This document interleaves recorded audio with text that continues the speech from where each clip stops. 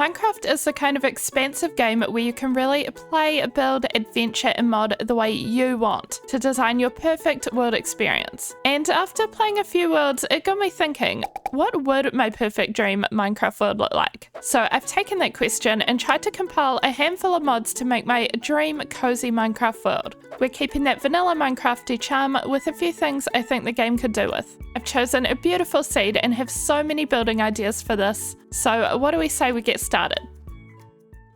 And here we are. Our place of spawn seems to be on these modded trees. So let's check out this biome. Actually, I don't know how to get down. Maybe if we chop one of the trees, we can slowly make our way down. Oh my gosh, the wood is this like pinky purple color. I love it. It is, oh, it's mahogany. We had that in Castaways SMP as well. So this mod, it's not actually the same mod though. This is Biomes Aplenty, which is one of my favorite mods, and it's finally on Fabric.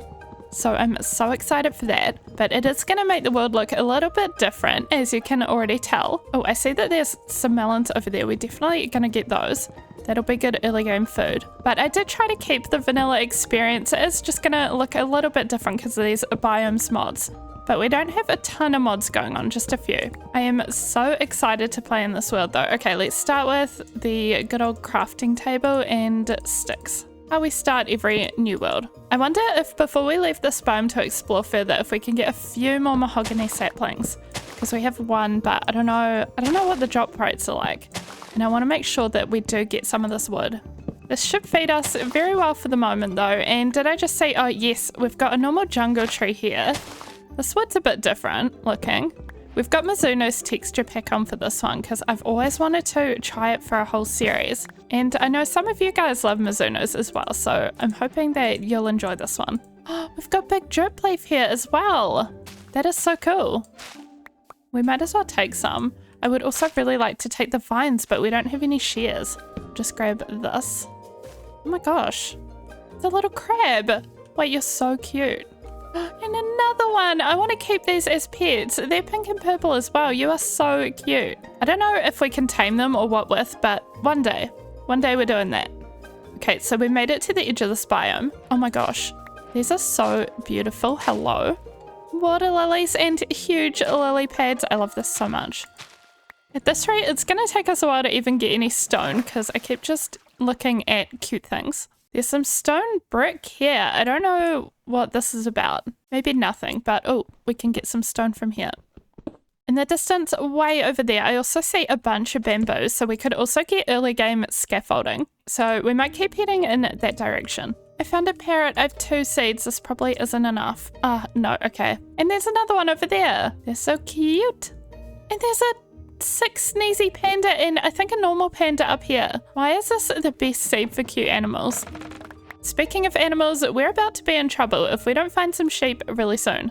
The sun is setting. Hi pigs, have you seen any little sheepies? No, okay. Oh, there's a skeleton. Maybe we just have to get underground and mine. Or we can mine in the river, maybe? It looked like there was a cave. Let's just start by having a little look. There's some iron over here. We might just drown before getting it. Yep, that's not gonna work. Maybe I can just reach it from here. Yes. From there, I went down further, collected a couple more ores, and then waited till morning. Oh my gosh, it's day. Thank goodness. The mobs are burning. It's a beautiful sight, except for him, and now him. But our journey continues. I don't know about you guys, but there is something so fun and exciting about the first couple of days in a world. It really is a struggle to survive, but everything is new. Like even getting sugarcane and melons is exciting. And I love that.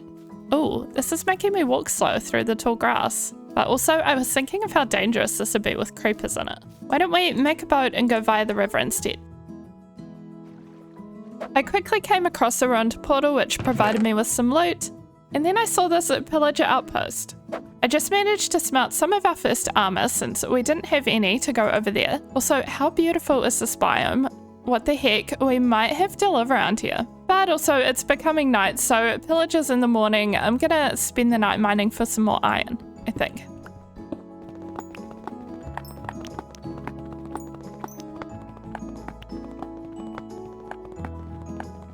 Okay, we got quite a bit more iron. We actually have so much stuff now that I think we're gonna have to set up a spot to live before we go see the pillagers. I don't even know if we can fit our boat in our inventory. There's nothing I want to get rid of here. I guess the furnace can go.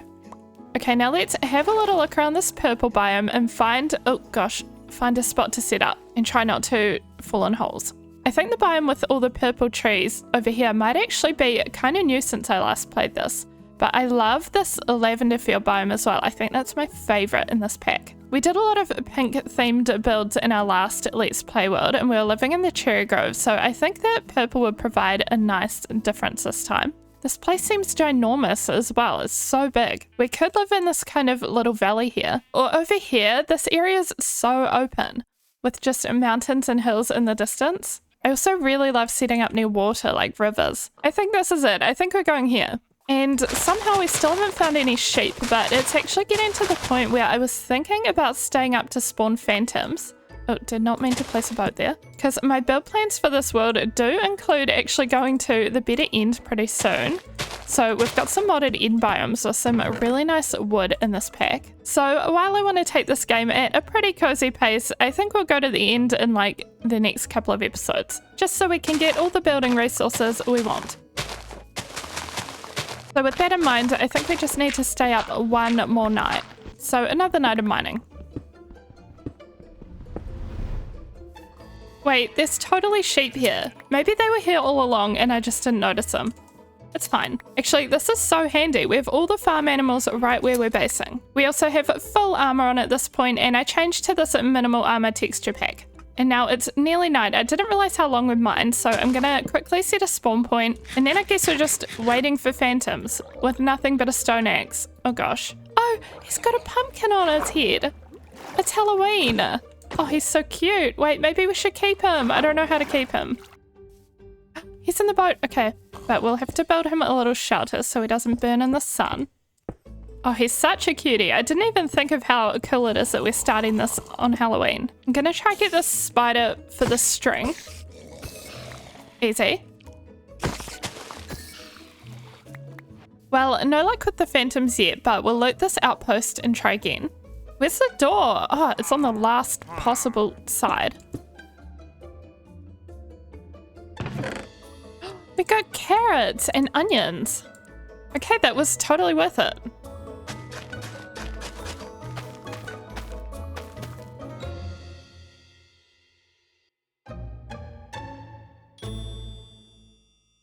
We managed to get our first phantoms that night and our first membranes, but I'll keep trying more with that off camera. And next up, before we get a little too comfy setting up all of our stuff outside, I want to start thinking about our starter house. So let's figure out what we're going to do for that. I was thinking of building it over here just because the land's a little more chunky than this funny little bit we've got going on here. Actually, I'm starting to think a bucket will be our best friend in clearing out the lavender.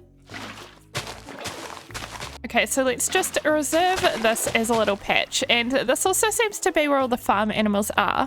So we might as well plant the wheat seeds that we just collected so that we can get them all together in a pen at some point.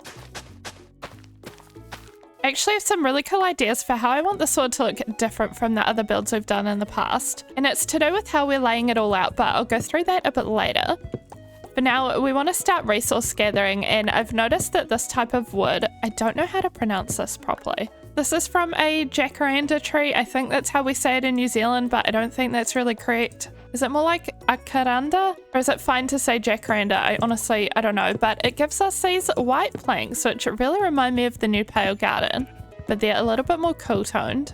And then of course the stripped logs are a nice white color too, so I'm going to collect some saplings and get more wood, and we'll use some of that for our house.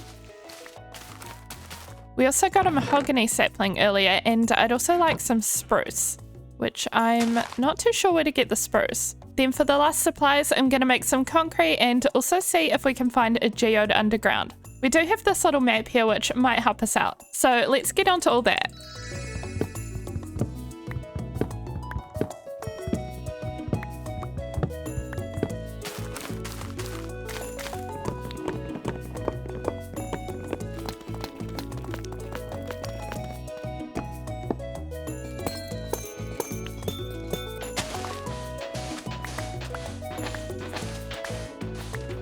And our little setup here is growing. We've got everything that we need to get started building in here, but also our wheat has grown, so we'll be able to hoard animals now. Hoard? Herd. And hoard, I guess. We do want to hoard some cows, but I was thinking we should do that before we start building because we can kind of breed cows as we build. We can put them over here in our kind of practical but not so aesthetic area. And we're mostly after the cows for their leather. There's one more over here. Okay, yay. And now that we've got that going, let's do some building. I think I'll do a 2-story house, so I'm going to start with a cobble and stone foundation. And I also want to incorporate an archway, so we'll leave space for that.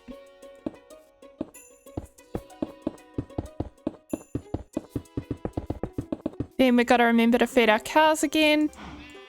Oh, or not, they're not ready. That was kind of a waste of one wheat. We might need a composter, so we'll make that now. And that should give us a little bit of bone meal. And then we'll be able to bone meal our wheat a little bit. But back to the building, this is what the stone foundation is looking like. The idea with this is that it'll be kind of a winding staircase going up to the top, so we'll add stairs in the middle. And then over here we'll have a little balcony area and the main floor of the house up here, and then down here we've got this kind of open little bit. And we might possibly section this in, so this is more like a room and this is more like, I don't know, a garden. But I'm not gonna do that just yet because we'll wait and see. But I'm gonna keep feeding cows and keep building.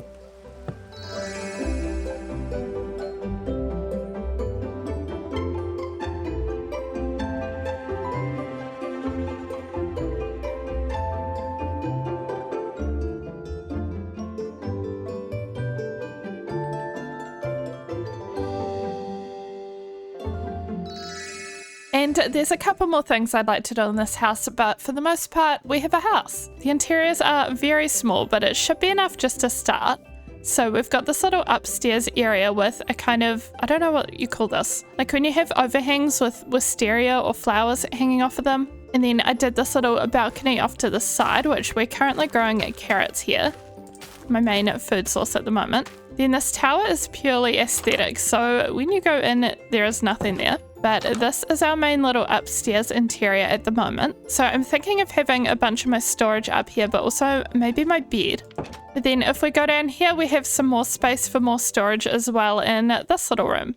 We also have this area, and I was actually thinking, I wonder if we could put a nether portal in here, like kind of in where the arch is. Let's just get him free cam for a second, because not only could it fit quite nicely, but it's also purple, which is one of the main theme colors of the house. I feel like it'd tie in really well with amethyst. So I think first what we're going to do is sort out the interiors and then maybe see if we can make a nether portal, which would be its own whole mission because we don't even have a diamond pickaxe yet for the obsidian. So one thing at a time, we'll just start with this. I was thinking of doing storage all the way up here and mirrored on this side. Still just collecting wood for the chest, and then we can get our purple bed.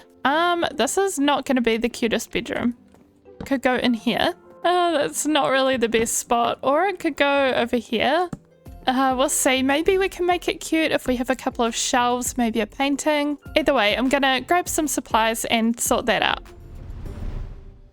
The decorating has been completed and I moved all of my stuff in, so all of these chests are nice and organized. They're all labeled. It should be enough storage for now, but we also have some more space downstairs, of course. I left it somewhat bare down here so that we have room to expand, but this is how it's looking. And aside from the nether portal, the final thing I was hoping to sort out with this house is how we're gonna do the pathing. And this is what I think will make our world a little bit different from the other worlds I've been doing recently, because I want to do a very grid-like condensed pathing that will make this look like a very structured little town once we have it all built up a bit more. So if we count out 1, 2, 3 for kind of the middle of a path or road, and then we're going to border it with granite, which looks really nice actually in Mizuno's texture pack. So this is granite. Then I think for this middle part we'll go with stone brick eventually. We just don't have enough stone right now. Hopefully we'll be able to get silk touch in the near future. In the meantime, the paths will just look a little bit odd. I actually think Animal Crossing might be a good inspiration, which Drift actually suggested this, but a lot of my Animal Crossing towns have the very structured town looking paths to them. That's sort of what we're gonna go for. Okay, so for now, just pretend this path is stone brick. Next, I am pretty keen to continue mining down in our mining hole over here. It shouldn't take us too long. We'll just find enough diamonds for a pickaxe and make our first nether portal. So let's go do that. We've got our first diamonds. That didn't take long at all. And it's looking like a pretty big vein of them as well. Is it 7? I think it's 7. Okay, let's grab them. Wait, maybe we just get 3 of them and then leave the others and hope that we get fortune. Wait, no, we need at least 2 more for an enchanting setup. So we've got 5, we're leaving 2. I will be back for you. Diamond pickaxe time. There we go. Yay! And the next step to getting a nether portal is very easy because we're living next to a lava lake. So we'll just go over there. I actually thought of making a nether portal. You know how you can make it without a diamond pickaxe if you have a lava lake? But it has to be where the lava lake is. You can't really move it. But you can do it using buckets of lava and buckets of water to create the obsidian.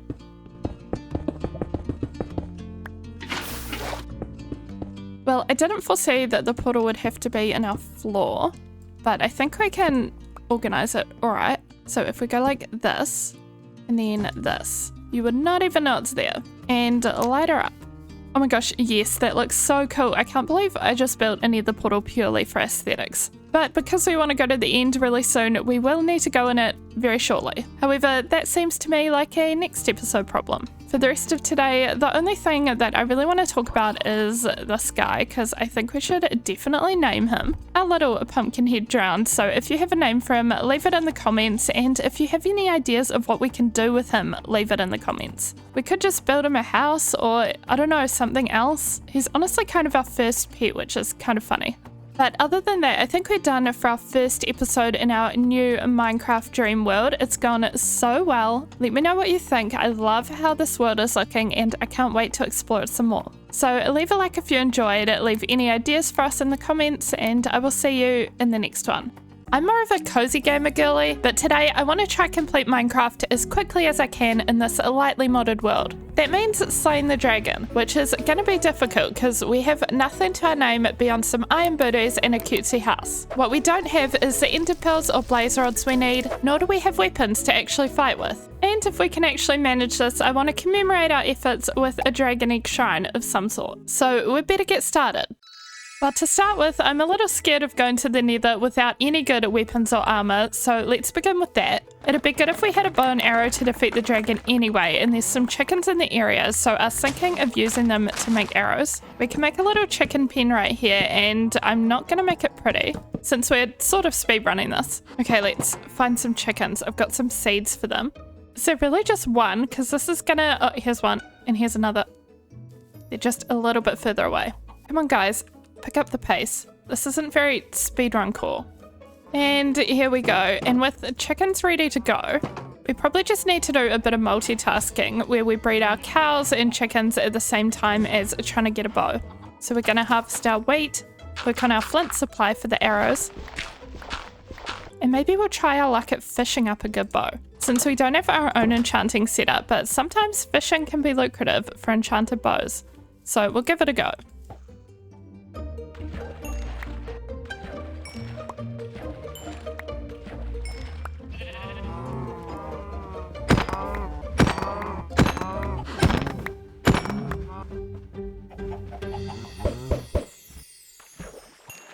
Well, the fishing's being a bit of a flop. We might just have to get a bow by killing spiders. Oh, and there goes the rod. I don't know if it's this version of Minecraft or if it's because of one of my mods, but fishing is weirdly finicky. Has anyone else found that? Like, if I don't press it at the exact right time, I don't get a fish or anything. We got heaps of fish though, and even a saddle, and I got these little crates as well. So I guess they're from one of our little mods. I don't know. Oh. It gave us driftwood trapdoors. Interesting. Wait, why are they so hard to break? We got some other fun crates and a message in a bottle, but I don't really have time for that right now. Opening them can be our reward after killing the dragon and going to the end. Okay, there's a spider over there. This is good. Oh, and he dropped a string. Any other spiders? There's one here. Ow. Oh, that Skelly has an enchanted bow. We should try get it. Oh, he might kill us. Oh, I'm scared. We're on 3 hearts. Let's just burn him in the daytime and see if he drops it. Oh, he's staying in the shade, and now there's a creeper and another one. Come over this way. No, not you. The other one. Ow. Oh gosh, if we can't survive 2 skeletons, there's not much hope for us with the dragon. Oh, hello. And no bow drops. Right, well, we can make a bow. And why don't we just see if we can make a little enchanting setup? If we can enchant a couple of things, it'll really help us not die. Let's see, I've seen a couple of diamonds underground that we could mine if we get fortune. I mean, we could mine them anyway. Our pickaxe won't give us fortune. Maybe we'll just get feather falling 1. And now, is it gonna give us anything good? No, still just the same. I guess we'll get efficiency 2. Oh, and it didn't give us anything else. Power 2, that's actually pretty good. We're gonna get that. And we're not quite ready to be done with our chickens and cows yet, so let's keep going with that. Oh, chicken. It's our first one from an egg. We got fortune 2. Now we can go get the diamonds I found previously underground. We'll even be able to make a diamond sword. And the sword of 2 becomes 3. Honestly, with fortune 2, I was just happy with any more than 2. Then we have these 4. Oh my gosh, we just went from 3 to 12. So we got, what's maths? 9 out of 4. We'll be able to make a sword and maybe a nice piece of armor or an axe or something. And here we go, we have a sword and an axe, why not? But can we get anything good on the sword? Oh, sharpness, yes. We'll breed some animals, level up and do that. We're also able to make some arrows from our chicken feathers now. We'll get a shield, and I think it's nether time. We've never been in this portal or in the nether in this world, so hopefully it's a good spawn. Here we go.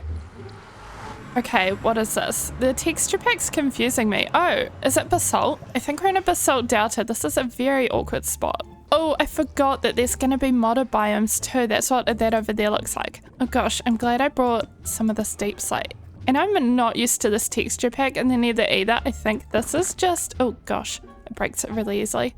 Yeah, this is just netherrack with a funny texture. I hear a magma somewhere. I wouldn't mind getting the magma creams.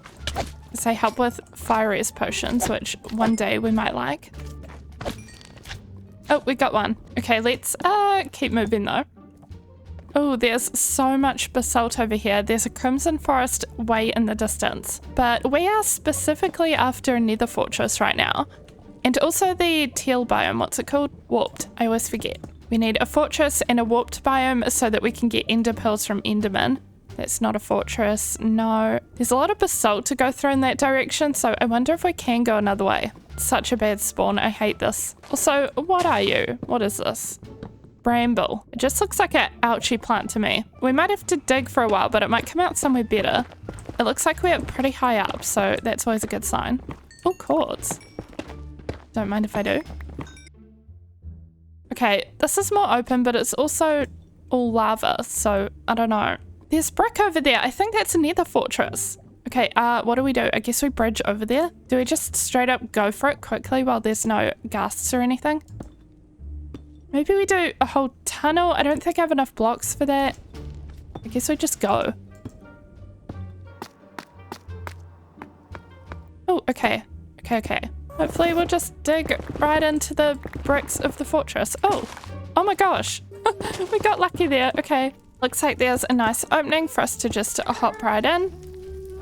Terrible fortress. Here we go. Oh, and we should do this. Oh, and we got the nether wart already. Oh, I hear blaze. And we got our first fortress chest. Obsidian, a saddle. No diamonds, but it's okay. We found all the blazes. Just gonna kind of pop out and back in. Oh, there's a couple of blaze rods on the ground. Our first rods. This is scary, but it's going well. From there, I kept exploring the fortress, killing heaps of blazes, and we even got a wither skull.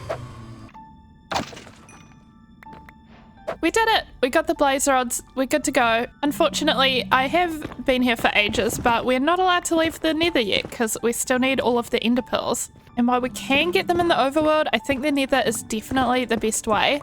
Unfortunately, what I'm doing right now is trying to dig my way to a warped forest. It's pretty far away, but I saw it on the map before, and if we can get to it, we'll be able to get all the ender pearls. This biome seems to have hoglins. Hate that. But also, ow, ow, ow. We've made it. Oh, I see the warped biome. Oh gosh. Oh, this is what we want though. Look at all those. I mean, don't look at them, but look at them. All of the endermen over there. There's heaps. We just need a safe little platform. This should do it. We'll just test with one to begin with. You dropped a pearl too. So here we are on our enderman slaying arc. We got 13 pearls, and we also got a kill advancement.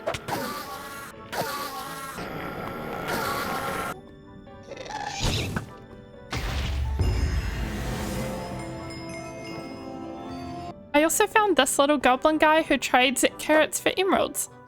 We made it somehow. We definitely need to replenish our stock of arrows, and we need to upgrade some of our armor, because after that it is not doing so well. But we do have all the ender pearls and blaze rods that we should need. So I'm going to make 14 eyes. I'm also going to make us a new helmet, and we'll get some bottles and brew some potions for the fight. Ooh, protection 3 helmet. And just like that, with a little bit of preparation, we are ready to start throwing these eyes and find out where the stronghold is. So let's throw the first one, and it seems to be this way. This is actually going to be so fun because I haven't really explored anywhere yet. We kind of went from spawn, which I don't actually remember what direction that is, to straight over to our base, and then it didn't go anywhere else. But also, because our inventory is so full, I'm going to just try to keep on track, and if we see anything cool, we can come back and visit it another time. For now though, we are completely focused on going straight to the end. Should we just check that we're still going the right way? Yes, definitely.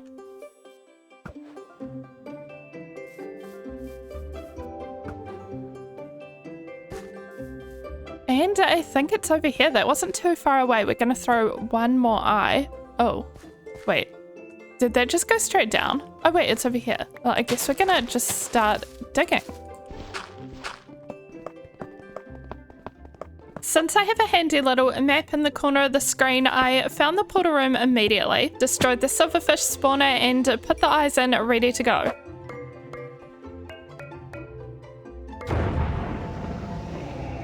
I then jumped straight in, and I was sure to take a slow falling potion. Also, we had to bridge over to the main island, but that was fine, and the towers looked so cool and crazy because of the better end mob, but essentially the dragonfly is identical to usual. The only thing really is I was finding the crystals a lot harder to hit. I don't know if the towers are taller, but I was struggling. So there was a lot of me just firing arrows badly until I got them all. I also remembered to get a bottle of dragon's breath while we were there, and by the time we got all the crystals, I was feeling pretty positive about our chances here. I'm usually in much better armor than this for the dragonfly, but I feel like maybe we can do this. I don't want to run out of arrows, so we'll try get her with our sword when she perches. Like, right now. Oh, I'm inside the dragon. This is different. Okay, I'll take it. Why not? Well, we did a bit of damage. We did something. We need to drink some more slow falling potion. That thing has saved us a lot. And we hit the dragon. You know, I thought we might die here, but I think we're actually going to do this. She's halfway to dead. We're in our little iron and gold armor, but so far so good. We're doing okay. Oh, and she's going to perch again. Oh, look at her health bar. We're so close. Come on. Just stay there a little longer. No!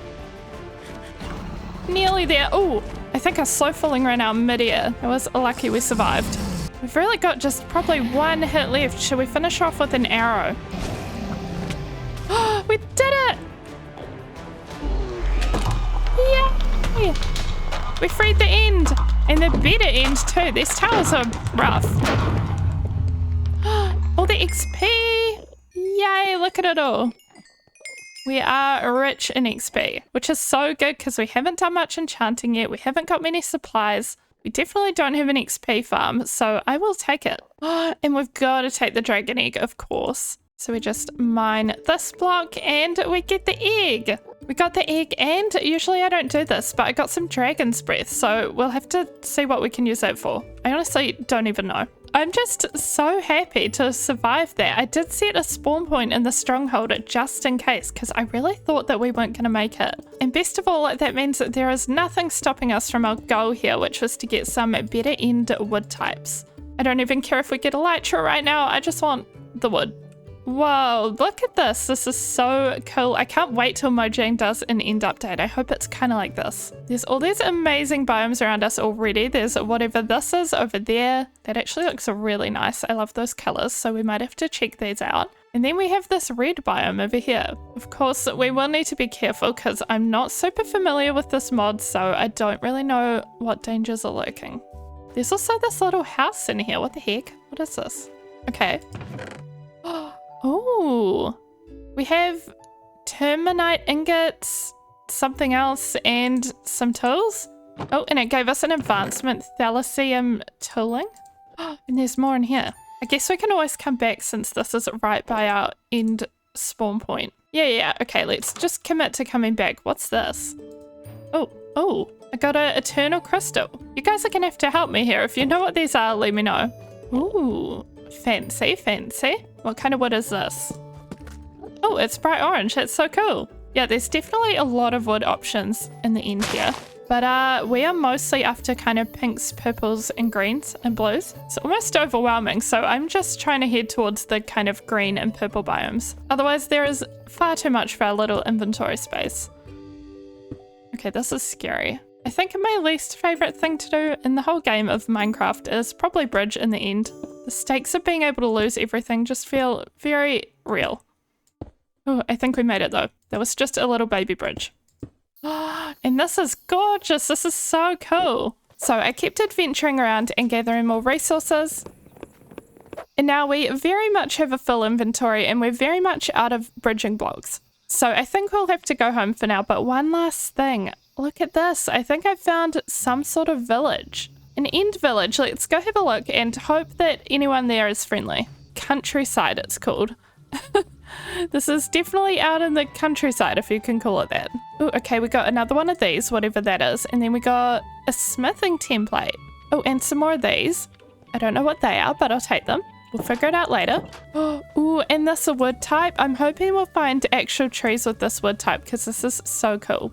And we can come back for these little vines. I love this color. Oh, even the door is cool. We've got a barrel with shadow berries. It seems like there's no one actually in this village, but it's all just free things. Oh, and they have a sapling for the magenta wood. Look at that. This end is so cool. There's so much here. Okay, this place is very cool, but let's go home before we die and lose our 67 levels. We made it back all in one piece. 67 levels intact, and we even managed to get some of these magenta saplings from the pots, and they dropped the stuff that you put them into. So I want to try growing one of these, or even two. We'll just see if they grow here, but also because we've got this new thalassium axe, I'm kind of curious how it does compared to our diamond axe. Okay, well, maybe bone meal doesn't do anything with these. But let's see how our new axe stacks up to the diamond one. So this is the speed of the diamond axe. Wait, is that identical? I think it's the same. That is so cool. We have a couple of these axes actually. Well, in that case, I'm going to use some of our enchanting levels to do some enchanting on them. Okay, I did a bit of enchanting and even a bit of mining. We got some pretty cool new boots, as well as an upgrade for some of our tools, but also our trees grew. Look at these. These look so awesome. They're so pink. I think that I actually want to just temporarily leave this one here because I think it looks so nice next to our house. We do have plans for this area, so we'll have to move it eventually, but for now let's just chop this one down to get the wood from it. And even though the wood just looks kind of brown, the planks and the stripped kind are actually this magenta color, which is so pretty. I love it. So let's just chop this whole thing down. Good thing we have a good axe now. I got this little time lapse here to show that this is the most difficult tree I've ever taken down. It took us over 16 minutes because there were just so many little hidden logs amongst all of the leaves. Anyway, now that we have that taken down, I want to use probably that wood along with stone brick to make a display for our dragon egg. So I've kind of sectioned off this area here next to our house to make like a courtyard with a fountain in the middle, and then I thought the egg could be in the middle of the fountain. So let's see what we can do with this. We want to do kind of a big circular fountain. So go 1, 2, 1, 2, 1, 2, 3, 4, 5 until we make a circle. Okay, yes, I think this will be good. And then we'll start with stone, mostly stone bricks around the edges. Then this stuff here is granite, and I think we're gonna carve out the grass and fill it in with more granite. We're kind of making a courtyard here. I also want to kind of test that there won't be too much of the stone brick going on, because eventually I want to use it for all of these paths as well. So I thought we could do just a little bit of a test here and fill this in with stone brick slabs. Oh, actually, I think that'll be fine. It gives the kind of town vibe that I want here with like a little town square fountain, especially once we've added a bit more color with leaves, and we might top this off with these. Oops. Not with that.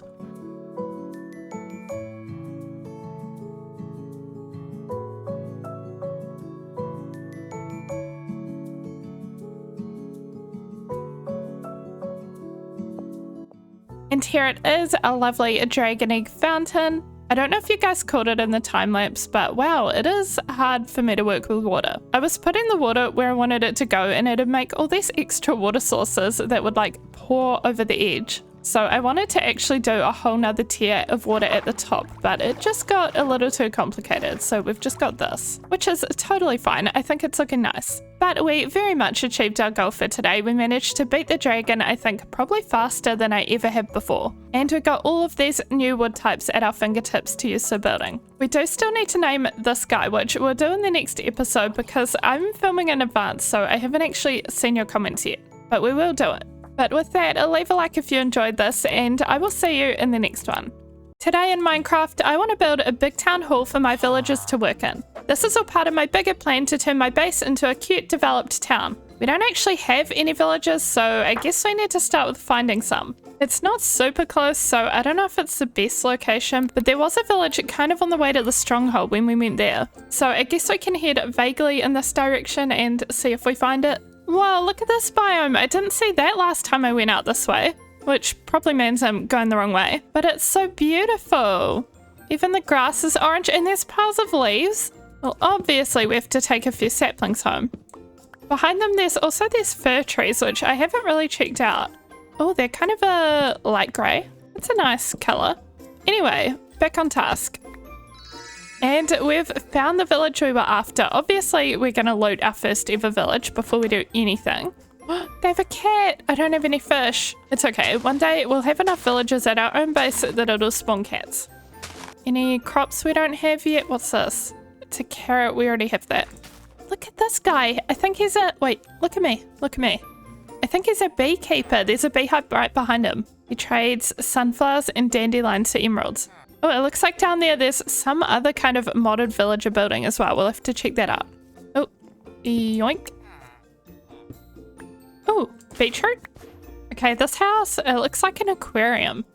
I wonder if it's a diver's house. I know that's a modded profession. There's even little tropical fish in there. Oh my gosh, and a little fish tank. Wait, I have to figure out how to make this for my base because it is so cute. Next, to bring villagers home, we are really far away, but luckily my dream Minecraft world does involve an easier way to get villagers to come with you.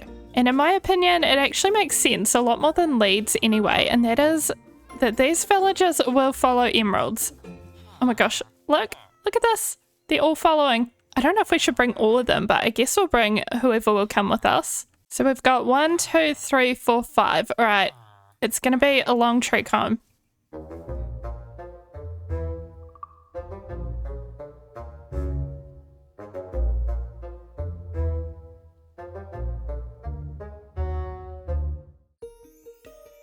We finally got them back. I am never doing that again. I say until a future Minecraft world. But they are temporarily in this little box here, and we are totally missing one.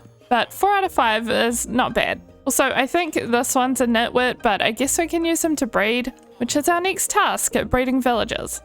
I want more than 4 for our town halls, so we're going to need some carrots for them to help them breed. And the other thing we'll need is to shear some sheep. Oh my gosh. We need to shear some sheep to get some beds. We got 1 wool. That's not very helpful. We kind of need some more sheep. Maybe it's time to get a sheep pen.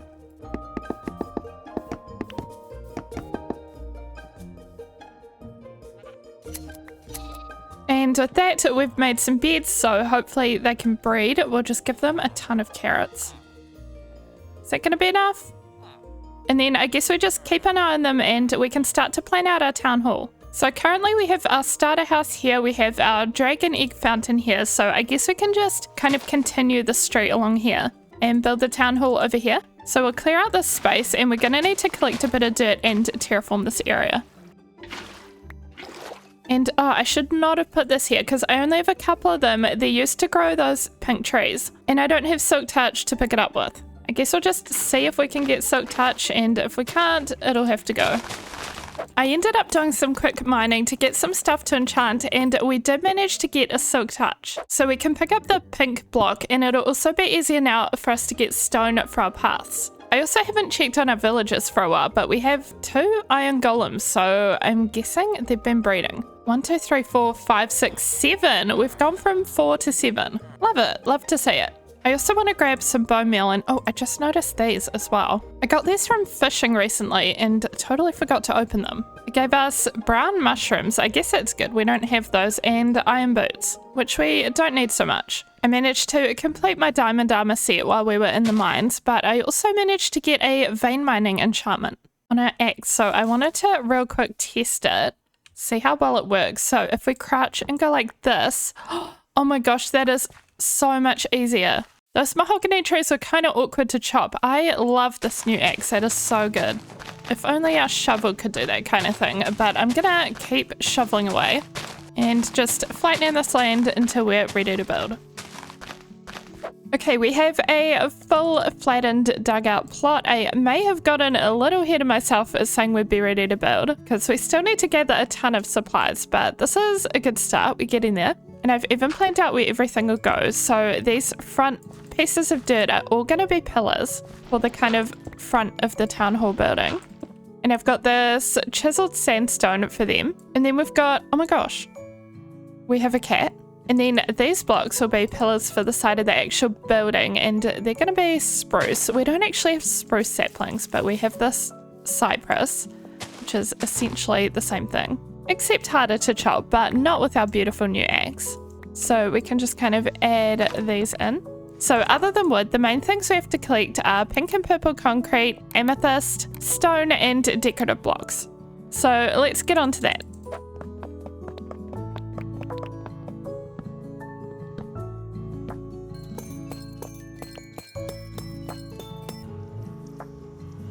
Okay, we have everything except the concrete, but there is a man outside my door and he's selling all kinds of interesting things. I don't know what a pine sapling is. I mean, I get it's a sapling, but is it just spruce wood or is it different? And a tiny cactus sounds adorable, but also rainbow birch sapling. I think I have to see what this is. Actually, since it's just 1 emerald, I'm also going to get a tiny cactus. I don't know if this just grows on grass. I'm scared of if I pick it up, maybe it'll be gone, or can I share it? No, maybe I can put it in a pot. I'll pick it up with silk touch just in case. Let's see. It does go in the pot. That's so cute. I don't want it right there though, because it doesn't really suit. But for a single emerald, I'm glad I got it. Now let's try this rainbow birch. Oh, okay. Well, I guess we just have to wait for it to grow, if it's gonna grow. In the meantime, as per our little resource list, we have everything except the concrete. And we do have gravel and sand for it, but not quite enough sand. But I think we'll just get started on the structure of this. The concrete's for the roof, so we can have a building break when we get to that part. So at the front here with the sandstone, we're going to have a kind of a white balcony. So I want to go up by 3 or 4, probably 4. And go across and kind of turn this into a little balcony. Okay, so we have this little balcony area. So this is going to remain outdoors, and then the building starts here. So we'll go along with these spruce blocks and then bring them up to meet the balcony. I'm then going to keep going with the spruce frame along the sides and back as well. Then we're going to fill in the walls with stone and stone brick. And it looks like our rainbow birch has grown, except it's not very rainbow, it's all blue. I wonder if every rainbow birch tree ends up a different colour. If we get another sapling, we can find out.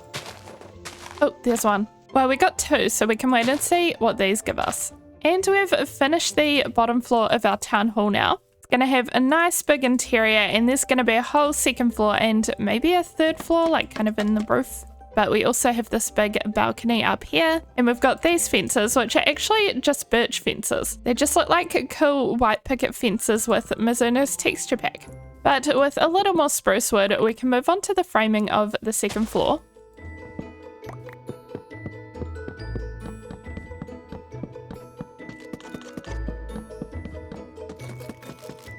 And the frame of the second floor is in. We're kind of at the point of thinking about the roof, but we still don't have all the concrete for the roof, due to mostly not having enough sand. So we need to go on an adventure. I'm really hoping to find a desert. Kind of hoping, but not hopeful, because I haven't seen any signs of one. But I think what we're going to do is just go off in a random direction that we maybe haven't been before. Oh my gosh, wait, there's horses. Wait, maybe we should take a horse. I've been meaning to do that because we have a saddle in our storage.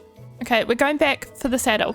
Saddle. Okay, this might not be our like forever pet horse. We'll see how we go with it, because I don't know, if we come across terrain that's not good for horses, then we'll have to leave him. But it is a pretty one. You gonna let me ride you? We did it! Best friends forever. Are you fast? You're kind of fast. I'll take it. I found our first berry bushes of the world and eventually ditched the horse to go in the ocean. Found a ruined portal, but there wasn't much loot. I then found this terracotta biome and decided to collect that to go on our roof alongside the concrete. And after a lot more boating, we are here of all places. This isn't exactly a desert, but it does look like a sand biome. I just don't know if the sand is the right colour. I'm not sure if it'll do the job or not. Ooh, what's that? Then we also have this biome over here, which has patches of normal sand, so that's good, but also bone blocks. So we definitely want to go there and collect the bone while we're at it. Oh, look at these cute little petals. Okay, we need to clear a bit of our inventory. We can say goodbye to one onion. And oh, there's a little umbrella in a chest. Oh, and a little bed thing. It only has water bottles in it. Okay, that is really cute though. This is orange sand. But can we use it? I don't know if we can use it to make concrete powder. I think just in case we'll have to go over and get the normal sand over there. But not before we check out this thing. Is it just a well but fancy? Maybe there is something inside it? It does seem like a well. A big well. Okay, I guess we've got to dig up around it. I was kind of hoping for treasure, but I think it just has sus sand. Well, I'm sure we'll end up back here one day. But for now, we're getting these bones and sand.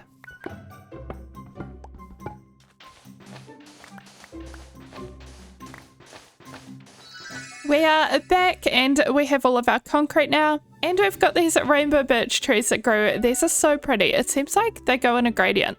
So it kind of starts from pink and goes to blue. And when we planted it over here, it was light blue, which kind of makes me wonder if it's location dependent. So this leaf, wait, oh, it's a rainbow birch leaf. Like it's showing as rainbow in the hotbar. It's not purple. But then if we put it over here, oh, yes. My theory was correct. And then if we put it over here, it should be like orange or yellow maybe. Oh wait, it's still pink. Here? There we go. That is so cool. I don't know if it's useful to us, but it's cool. Anyway, we want to get started on our roof now and finish off all the walls and details. So let's just jump straight in and finish this building.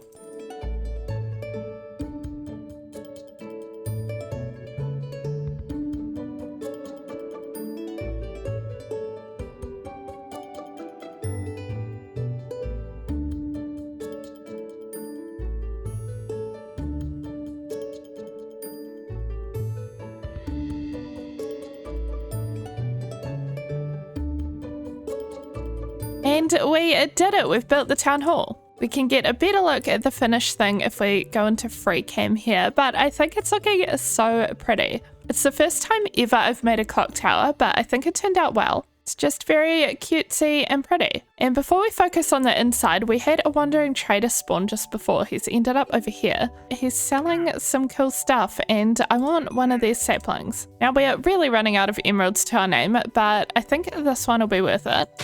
Actually, I'm going to grow this way over here in case it's ginormous, like our big pink tree.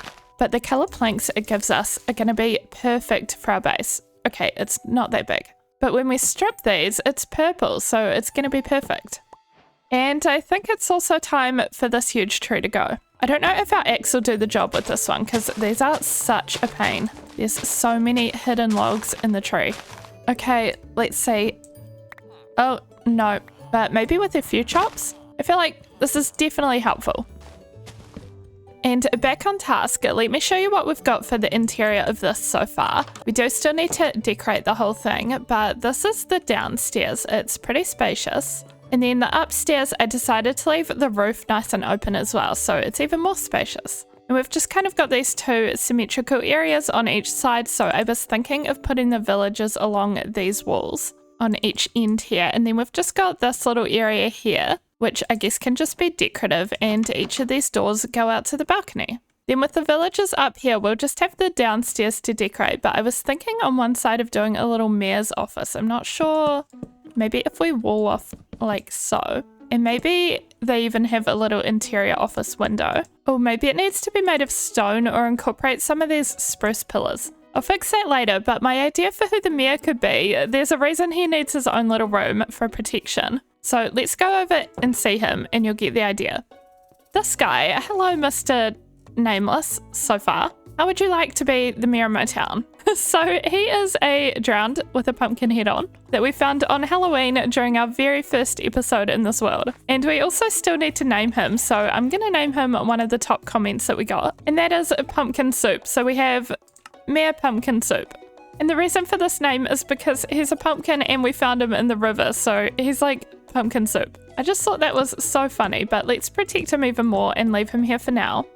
Because if we get him in the building before the villagers, he will scare them. And of course, we'll have to make sure that no iron golems spawn and get him either, hence having his own little office. But I'm going to start working on the decorating and I'll bring you back once we've got a little bit more.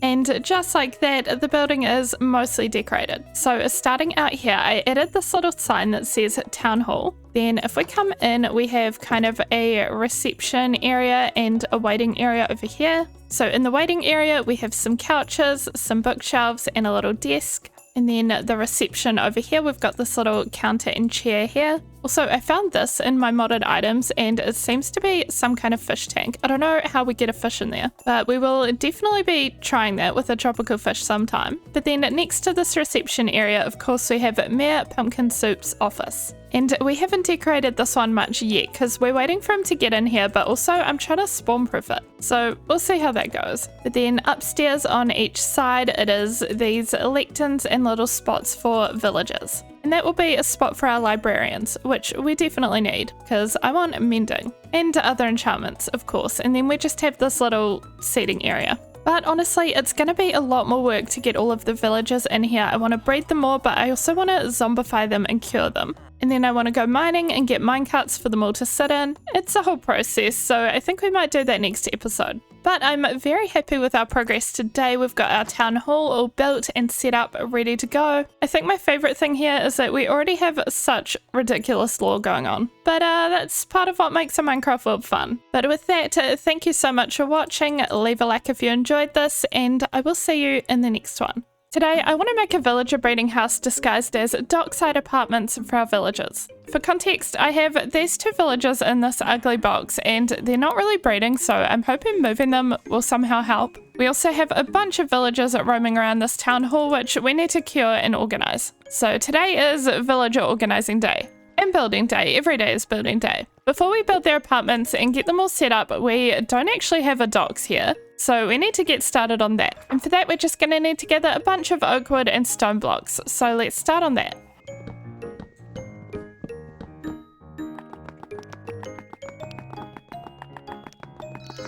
Okay, so for the docks, I think we're actually going to go with this granite more than stone, but we collected both, so that's fine. And then, of course, for the wooden component, we'll be using oak wood, but first let's clear a bunch of land. And then we're going to kind of build the docks out into the ocean, so we need to go along here. And actually, because I don't really want it level with the water, we'll go up one and place stairs, and then we'll remove these blocks. We then need to fill a lot of this path and dock in.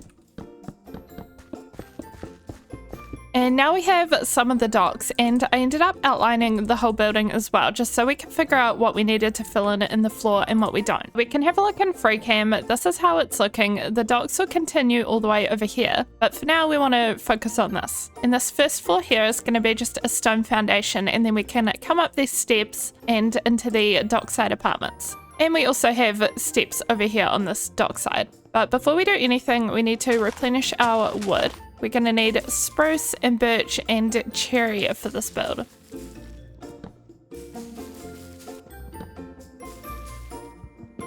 Okay, I think that now we're ready to start building this up. So this is just going to be kind of a stone foundation. So we'll probably go 4 blocks up, and we'll start by just making it out of stone bricks and then texture it afterwards.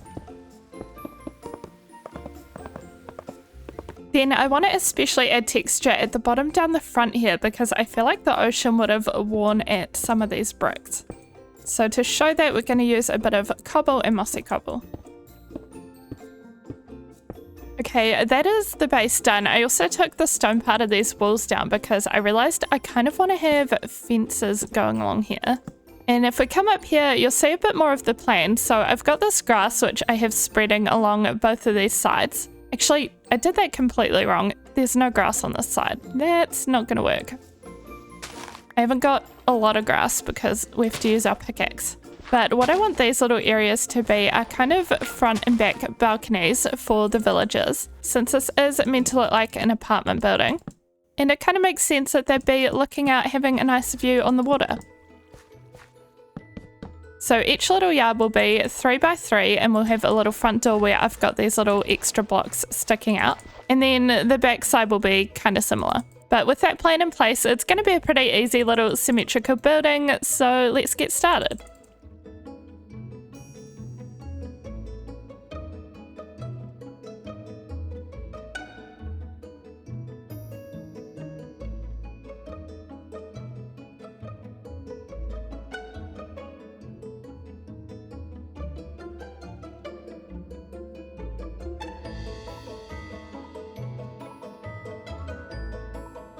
And it's really hard to see the front, but if we go into free cam, I think this is looking cute.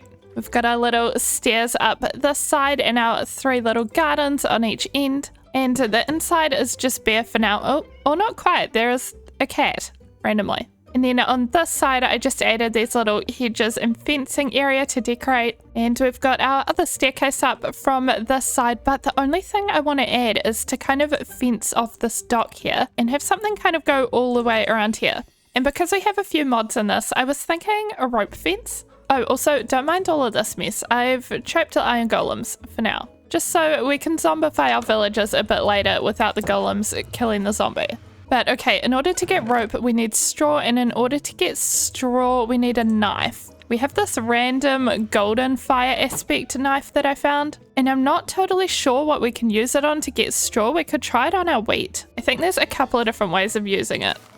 Okay. Oh, we got some straw, okay. So we actually just have to break wheat with this. And I know the other way to get it is with a cutting board, you can make a cute little kitchen setup. So maybe we should try that as well, but okay, we have this. That makes canvas. I don't know if that's correct. Rope. Oh, here we go. If this is the right kind. Oh, it is. That looks perfect. It's very like fishing dock aesthetic. So we just need to make more of this and grow some more wheat. Or we could try make a cutting board and see how to get more straw that way. Okay, cutting board, wheat, knife. This doesn't seem cuttable. Okay, not wheat. Maybe onion? No? Okay. Maybe it requires rice or something that we don't have. If you guys know, let me know. In the meantime, we do it this way. And now we just need to do the interior and get the villagers in. I've just installed this little iron door so they can't get out this side, and then I think I'll fence off this area. I think it's gonna truly just look like a bit of a messy villager breeder from the inside. But let's go ahead and do that. Okay, so we now have this little villager area with beds for them, and we've got our nitwit here in place. They also have outdoor access to these little balconies, so I was thinking in order to help them breed, I could plant a couple of carrots here, and we could turn our non-nitwit into a farmer. But I would also like to zombify and cure him, so we can use him as a farmer for emerald trades. So we'll get the carrots ready to plant and get the stuff ready to cure him.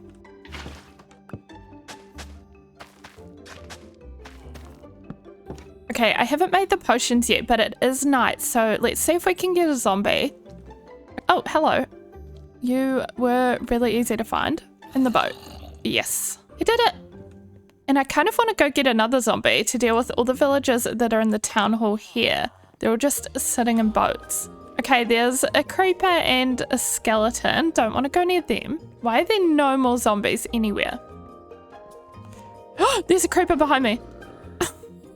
No, he's in the boat now. That could go south real fast. Oh, here's a zombie. He actually has a sword. I hear something. Oh, yep. There may be one more attempt. And that should do it, so I'm actually going to sleep. Right, 3 splash potions of weakness have been made. And so far we just have 1 golden apple, but I'm smelting some more gold. I don't actually know if we'll have enough. But we can start with this guy, our soon-to-be breeding farmer. And then make another golden apple. Oh, and the first one's done. Yay, we're actually out of apples and we're almost out of gold, so we're gonna have to fix that. But why don't we get you into a new home? Come on, there we go. Oh, carrots, let's lock in the carrot trade. I then went and collected more apples from oak trees and gold for golden apples. And we've actually managed to cure everybody in the town hall now. So all of these guys have been zombified, cured, and put into place. They're not taking their jobs right now. Maybe we'll just reset these. And as well as these guys on this side, I'm nearly done with placing villagers into this side as well. And this little guy here is the result of our new little villager breeder working. Hello, where is your face though? But I'm going to work on getting this guy into place, getting 1 or 2 more, and doing some re-rolling for trades. I'm hoping they take them. They can be a little bit funny in some versions of Minecraft. But they did take them before. These guys both have jobs, so I'm assuming they'll be alright. Oh, it is about to become night though, and the only other creature we need to move into this town hall is the mayor. I say creature because he's not a villager, he is a drowned with a pumpkin head on. So in order to prevent him from burning in sunlight, we need to move him at night. If he dies, I'm going to be so sad, but we've locked away every iron golem that's spawned so far, so he should be safe from them. Hello, Mr. Mayor. Let's just try to get you where you're going. Did I accidentally hit you? I'm so sorry. And we do have a straggler. You are not the mayor. And okay, getting him through the water was a bit painful, but now it should be quicker. We just have to get you in the door. Easy. And get you in here. In the boat. Yes! Okay, he's in the boat in his office. Now he can do all of his very important mayor business from in there. I am going to replace his door with an iron door just in case. I feel like it'll be a little bit helpful to keep him alive. Just in case this helps stop anyone or anything from getting in or out. This, and there, and there. And with everyone moved now, including our mayor, we no longer need this big eyesore that our iron golems are in, along with all the beds from the villagers before. And here we go. This is so much cleaner. And we'll get in the last of our villagers bred. The last thing I want to do for decorating is this area in front of our new villager apartments. So we'll extend the stock all around here in future, but for today I just want to make a cute little fish market over here. And what is this? Hi, are you supposed to be down there? I don't think you're supposed to be down there. How did this even happen, honestly? Okay, well that works. I could be the final villager in our town hall. In there. And I've even managed to lock in some trades by now too. For example, this guy is 1 emerald mending books. We got this one efficiency 3, so it's good to get all of these sorted. But let's get back to decorating. So I wanted this to be a little fish market. I started laying some pillars along here because I thought this could be the back of some stalls. So if we go 1, 2, 3 and then put another pillar, and we'll do this kind of traditional style with wool on the top. Let's give this a go. So we'll start with a fence and then some pink wool. And I was thinking of doing pink alternating with white for the stall. And then I got some light blue as well, so we can do light blue and white alternating over there.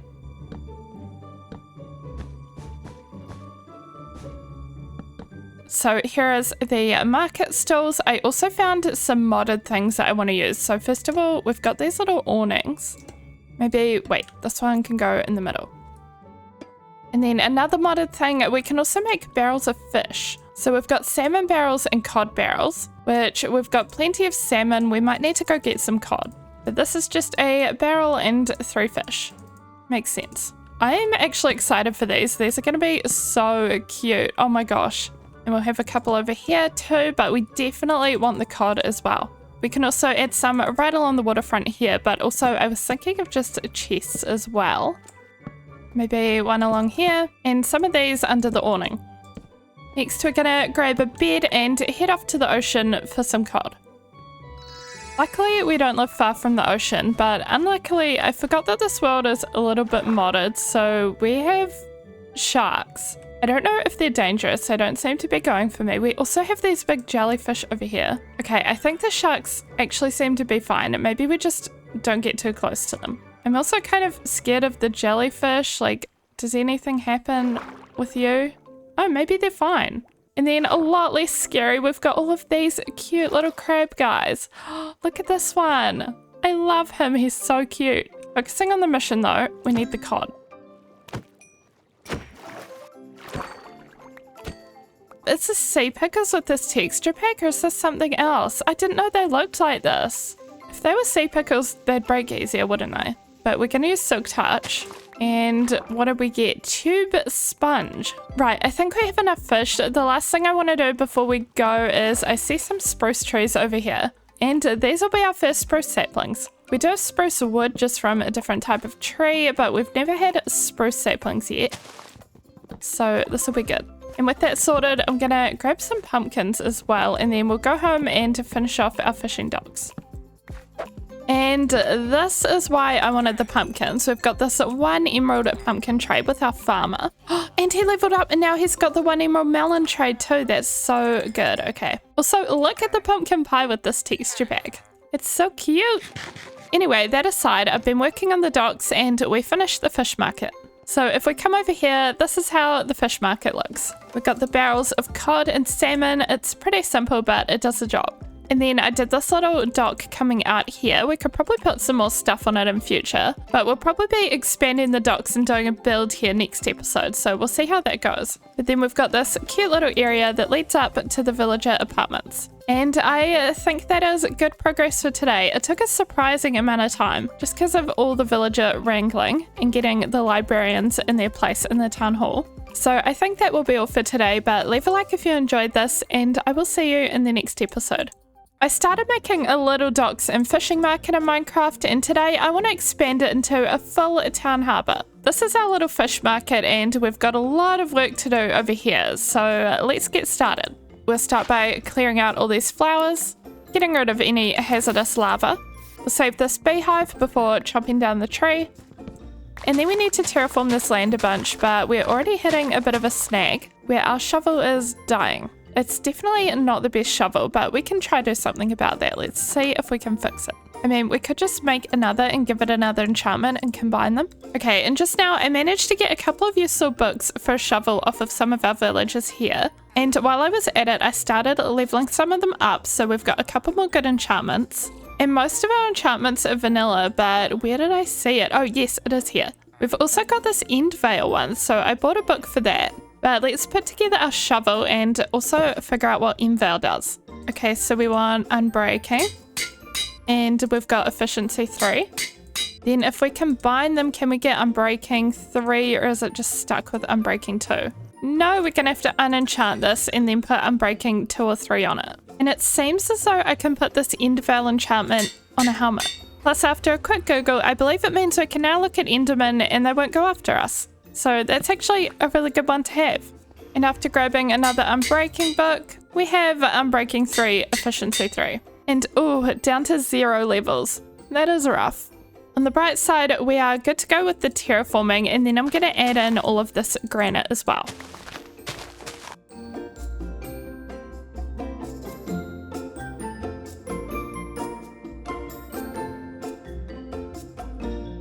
Okay, so here's our blank canvas for some of the harbour. So I was thinking for this little nook here, we could build a boat. Then over here, I think this is big enough for a small building. So I was thinking a little fisherman's house. And along this side, I don't know yet. But I've been growing some of this rainbow birch for us to make our fisherman's house out of. So we can kind of collect more of that as we go. But I've got some other supplies here. So let's start working on building. So maybe we'll start about 3 blocks from the road and have a 5-wide entrance.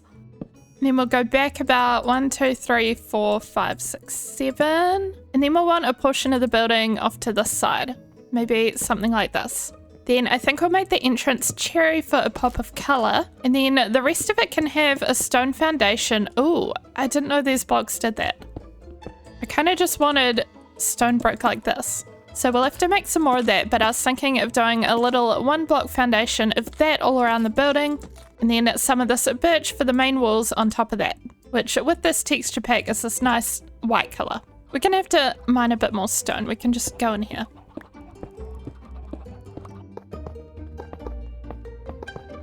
And that is the outline. I don't have a plan for this build, and I'm very stuck on figuring out whether we want this to be a 1 level or 2. Because it is a very small build, so 2 levels would help it feel a little bit more substantial. But it also might enclose the space here a bit more if it's kind of towering above us, so I don't know about that. I guess we'll give 2 levels a go, and we could always tear it down and change it if we need to.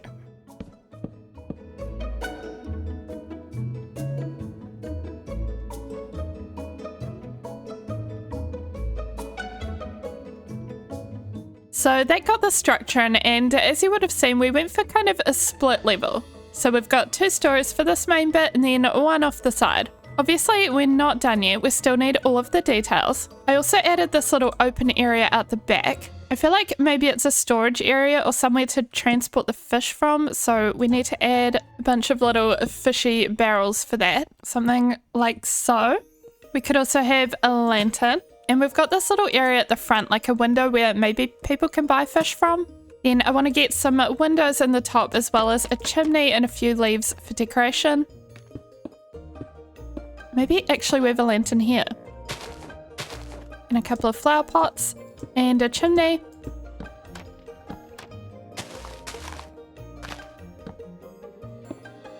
And I think that completes the outside of our cute little fishing house. I feel like it's perfect for the space. Also, I got this little guy.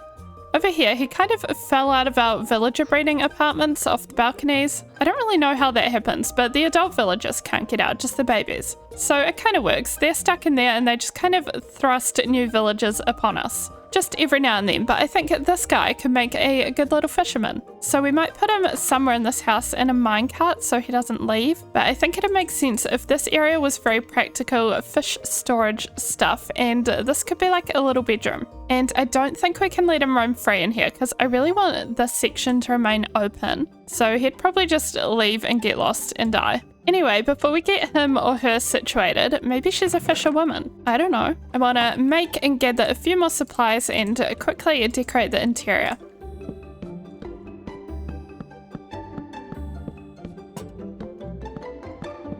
So now when we go in, we've got this little storage area with random fish on the floor as well. Then if we go upstairs, we've got a little bedroom and a minecart for the villager. Let's get them into place. So luckily we have this mod where villagers follow emeralds, so it makes it a lot easier to get them to come. Come on, up here. And maybe take the job? There we go, and he took the job. Maybe we should actually leave him right next to the barrel to ensure he doesn't lose it. And this can go here. Wait, what is this? He sells modded things. I don't know what mod this is from, but I'll take it. Let's try these crab claws. And when I say try, I have no idea what to do with them. Oh, he's leveling up though.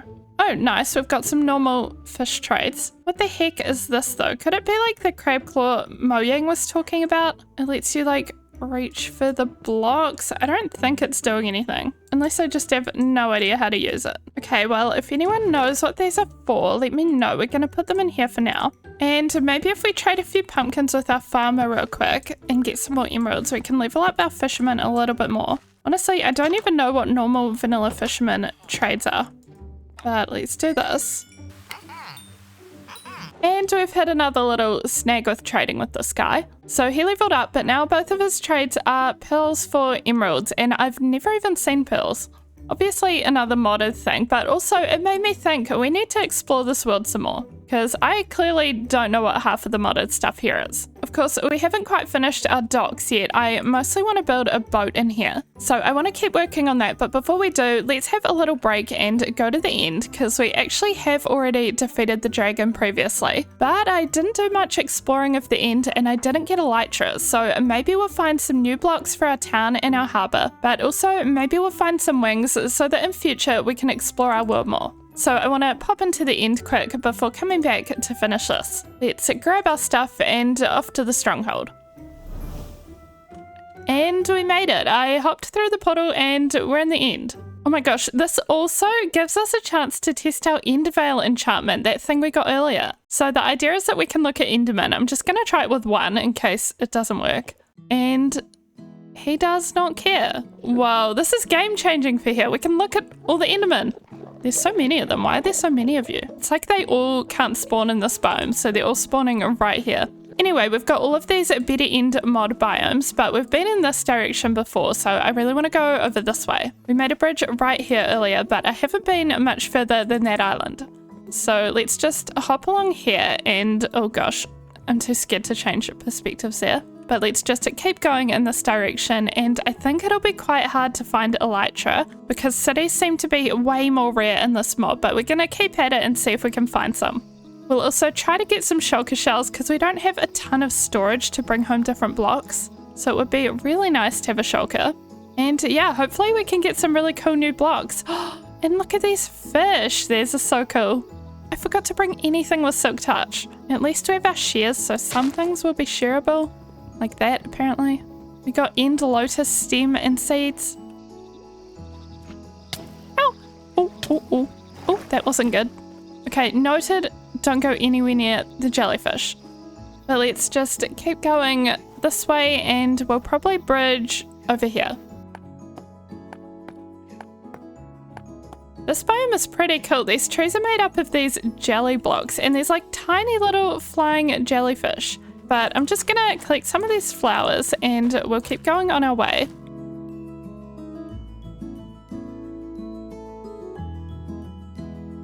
Look at what we found. This is an end city and it's all like overgrown and in the jungle. I don't know if it has a ship, but we definitely need to go there. I think we can get there if we go around this way without bridging.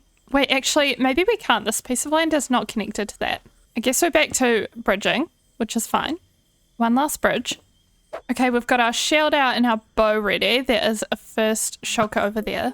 And we need to work on our aim. There we go. Oh, there's one right there too.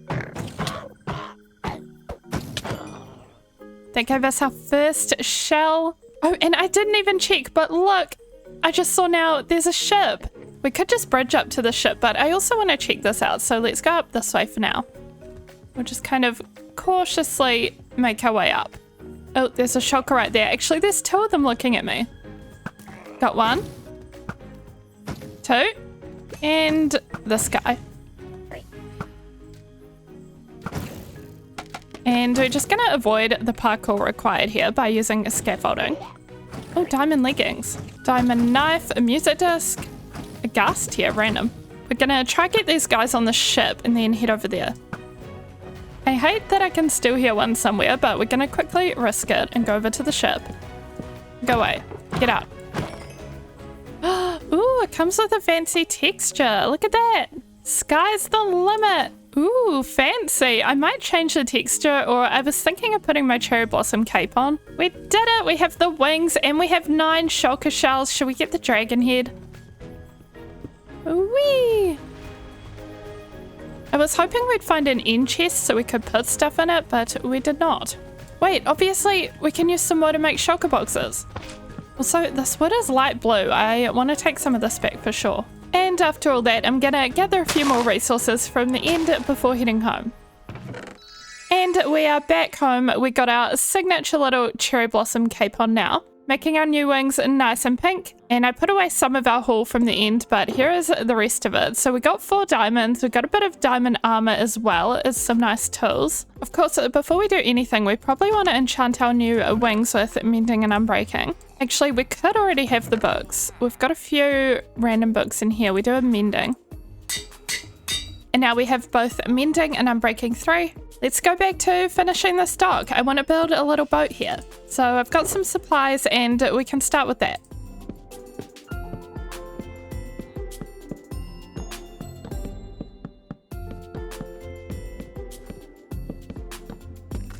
After making the boat, I potted around decorating and then I decided to make the harbour a little bit deeper for fishing.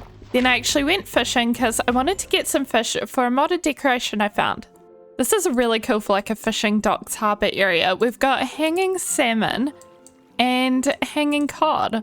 Oh yeah, also this is our little boat. It's very simple, but it's kind of cute for this spot. And I added a little bit more rope and details over here, so this is what our harbour is looking like. But I definitely want to finish with adding, oh my gosh, so cute. Wait, I don't know if we'll put them there though. Or maybe in the like little shop window. That's kind of fun. Or we could try make some kind of hanging rack for them. Something like this. And then we hang the fishies. Or we just have them as part of the market stalls. I like this actually for now. And with all these little details done, I think we're actually finished with the harbour. Of course, it's going to lead to this section over here, but I think what we're going to do is cut off the harbour part here. We could even just like make all of this water and have a beach here. But that is a future day project, and so is this piece of land, because I think I want to put my storage building here. We shall see, but our storage definitely needs an upgrade and it needs it very soon. But if you have any other ideas for our little town here, let me know. Leave a like if you enjoyed this episode. Thank you so much for watching, and I will see you in the next one.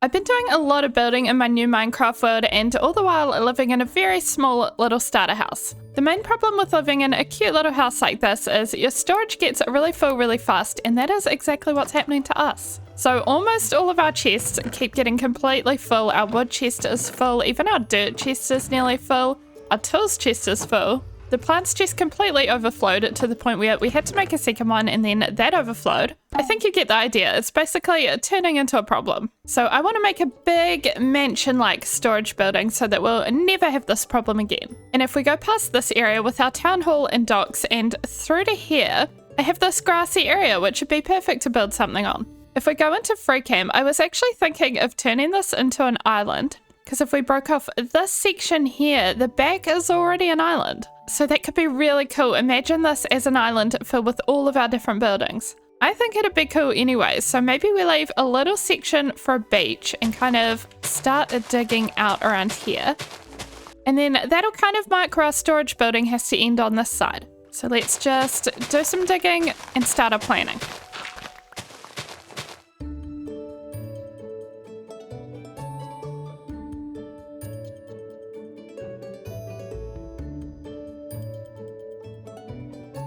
Okay, so now we've sectioned this bit off, we're officially on an island. I also peeled back some of the land over there and added a bit to the back here. Just kind of guessing that this will be enough space for our building, but we can always go back a bit further if not. But now that we have all of our land prepared, it's time for some resource gathering. As some of you guys will know, my method for making a new building in an existing world is to kind of incorporate the same blocks that are in existing buildings along with some new ones. And that, along with introducing new blocks, just kind of makes it so the buildings all look cohesive together, but also they're all a bit different, which makes it way more interesting to build. And also a little more realistic, because in most towns, everything doesn't look identical. But on that note, I'm just looking at what we've already got. We've got some mahogany, which we'll definitely want some more of, and we're out of spruce. And we'll also want some more oak, which we're either very low on saplings for, or we've put them in a different place. Nope, I think we just have one sapling left. But looking at our current builds, again in FreeCam, every single one of them uses spruce, which is these blocks. I feel like they look a little bit lighter with my texture pack, and everyone uses oak, which is these blocks. Then the roof trims kind of vary. Some of them are this block from the end and others are mahogany like over here. So 2 slightly different colors, but we're gonna go for mahogany for this one since I feel like I've been using the other block a fair bit lately. But that is basically my process of picking blocks. So let's just grow some trees over here and then we'll go get some more oak since that was our very last sapling. I could have sworn I had some spruce saplings instead of just these little cypress trees, but I don't know, maybe I'm getting confused with something else. Oops. Apparently I'm getting confused with how to chop a tree, so there's that. Just casually stripping it instead of chopping it.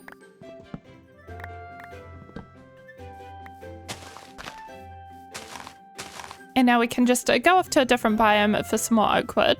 There's plenty of oak trees around us, but I don't want to decimate our visible landscape because it looks pretty. Over here will do perfectly.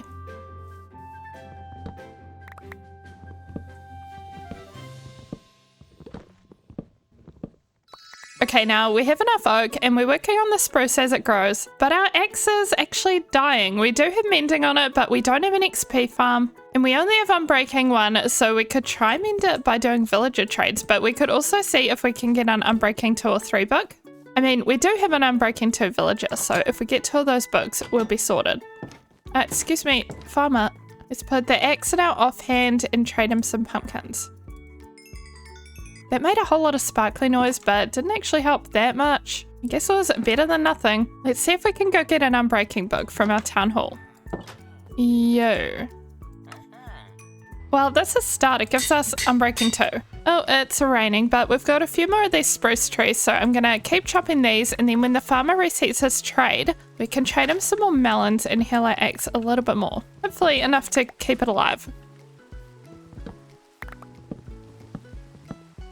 And now we've collected most of our wood, I want to start thinking about the base and the roof of the building. So for our bases so far, we've been using a lot of stone and stone brick. We used it there, but also over here, and also for our fountain and starter house. But to do something a little bit different, I want to use sandstone and smooth sandstone. Oh my gosh, also, if you're wondering why I'm wearing gold leggings right now, I have to show you guys this really quick. We had a stray villager hanging around here, and I had to go save him in the nether portal. He is now in this boat, safe and sound. So we can probably zombify him later and make him another farmer, but if we go into the nether, there is a lot going on in here. Look at this. I can't even move for all of the iron golems and llamas. There's a llama up there. Oh, I think I just punched one into the portal, and I can definitely hear the trader somewhere. But we're just gonna let this be chaotic for now. Oh, hello llama, you made it out. Pretty sure I heard a llama dying as we left as well though. But let's go to sleep real quick and then go on our mission for some sandstone. Okay, so we want to go towards the warm biomes and find a desert for sand, but I'd also like to find a mesa for terracotta. We made this roof partly out of terracotta and partly out of concrete, and I really like it. So I want to do something similar, and hopefully we can find both the biomes we need. There's warm biomes somewhere over here, so that's our first step.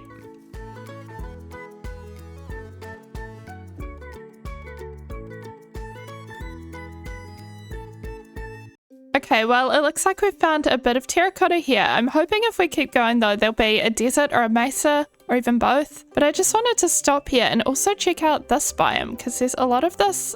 Is this blackstone? Actually, don't know. Oh, it's basalt, smooth basalt. This is so cool. It's looking very volcanic. There's also a bunch of this like black sandstone, which is probably not something we're gonna build with in this world, but it's still pretty cool. We've also got some more terracotta over there and a bunch of different sand colors over here, these two. Whoa, look at all that. Is that all magma? I know you need a ton of magma for, is it gold farms in the nether? Maybe we should make a gold farm. Let me know if you guys think it's worth it, if you've ever made one before, because I have not. But, oh, I'm trying to get out of here, but I don't even think we can get out this way. And I didn't bring bridging blocks, so let's just jump. And we found the mesa, and it looks like we've also found a big patch of sand, so we can use that as well. So let's just go over this way, collect as much sand as we'll need, and collect as much terracotta as we'll need.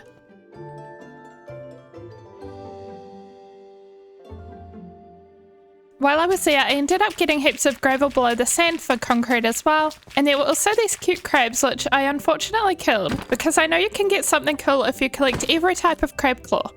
Then I was gathering terracotta and had a close call with a creeper.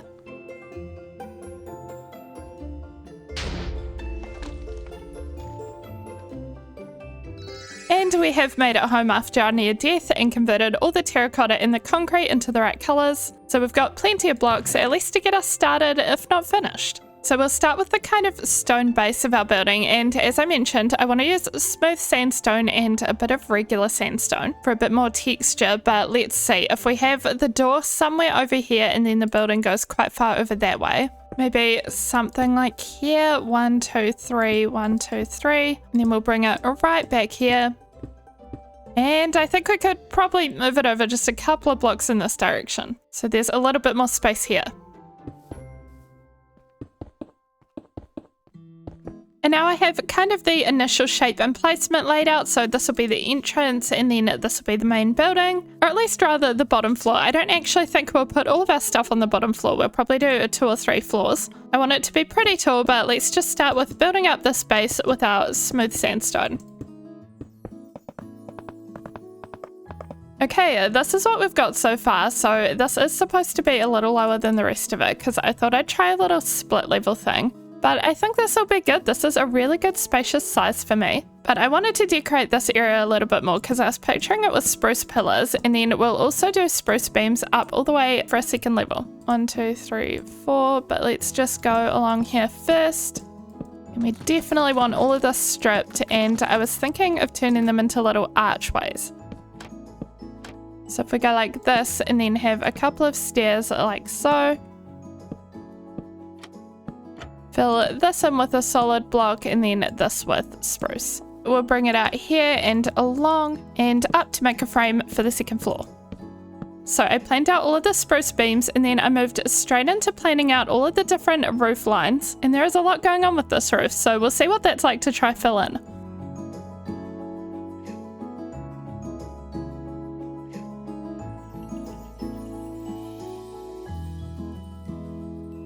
And now we have a building outline. I'm really excited to fill this in, but before we do that, first of all, we have this guy on our building torturing his poor llamas. So you need to come down from there, please. Come down.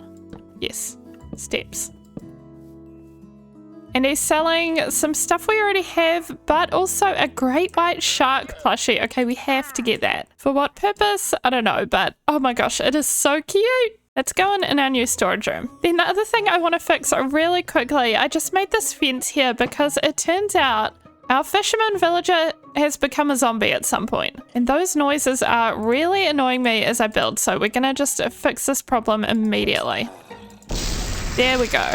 So now hopefully we can build in peace, and hopefully this isn't open enough anymore for anyone to get at him. I don't think zombies can get through here. They'd have to break the door, which is a lot less likely. I think he must have just wandered right in through this open area, which is now fenced off. And with that problem solved, it's time to keep working on this building. I'm a little bit scared to make this roof work. There's so many little different bits that'll need connecting. I'm hoping it works and doesn't look ridiculous. I also want a kind of another little tower coming out near the middle of the roof, so we'll see if that happens. But let's get to it and finish this storage room.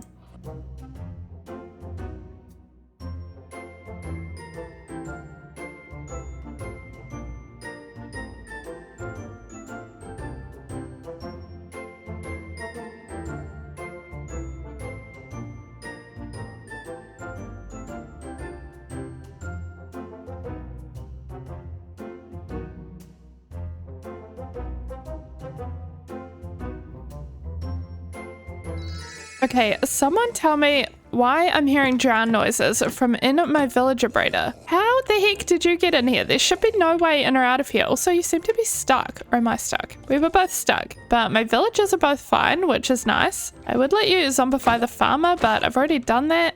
Oh, is it the carpet preventing you from getting in? Anyway, hopefully that isn't a hazard that keeps happening. But also, look at this building. It's so big. It's definitely the biggest thing we've built so far, bigger than our town hall. Or they're kind of like a similar width, but this one has more depth and height. Obviously though, with a big building, there is a big interior to be done on the inside. So I haven't decorated it yet, but I have tried to plan a bit and section areas off. Make it look a bit more neat and tidy, so I don't know if we're going to have to add a door here for safety, but I kind of like it just being open. So I don't know, I guess it'll depend where we put our storage, because if it's kind of right here, then we probably need a door, but if it's all the way upstairs, we probably don't. But I'm not sure where I want to put everything yet, so this is the back area. We'll probably make this into a little cupboard. And then when you go up the stairs, it's just kind of a wraparound balcony situation. Honestly, I was kind of inspired by Palia. When you build a 2-story house in Palia, it kind of has this layout. But we could also put a bunch of storage around here if we wanted to, and slash ore over here. And I've kind of left the ceiling nice and open as well with some spruce beams going across into all these little windows, which are kind of hard to plan around, but I did my best. Just don't look up too closely. But I'm going to start working out where our storage will go, adding some fences and carpets up here and just different decorations. So let's do that.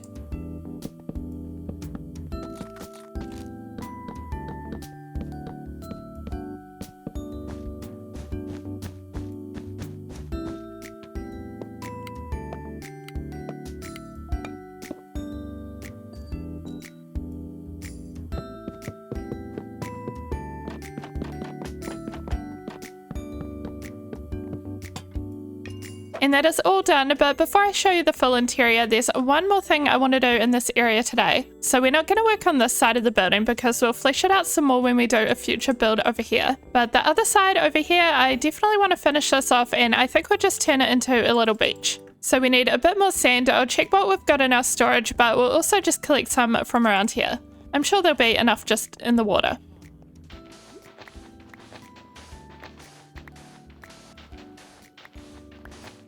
I don't think we'll do anything super special here. Maybe we could put down some little beach towels, but it's not a very big area, so I don't think we'll do any palm trees or anything like that.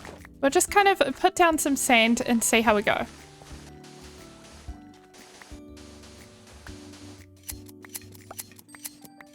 So we'll add a couple of beach towels, but I was also looking at what modded items might go on a beach, and I happen to have this message in a bottle, which I kind of want to open, but we're going to leave it on the beach. But I also found these two. I think these are going to be so good. We only have 2 dune grass, so not a lot of that, but I also found these sea oats, and aren't these so cool? I think they're perfect for a coastline that's kind of non-tropical, which is what we're going for here.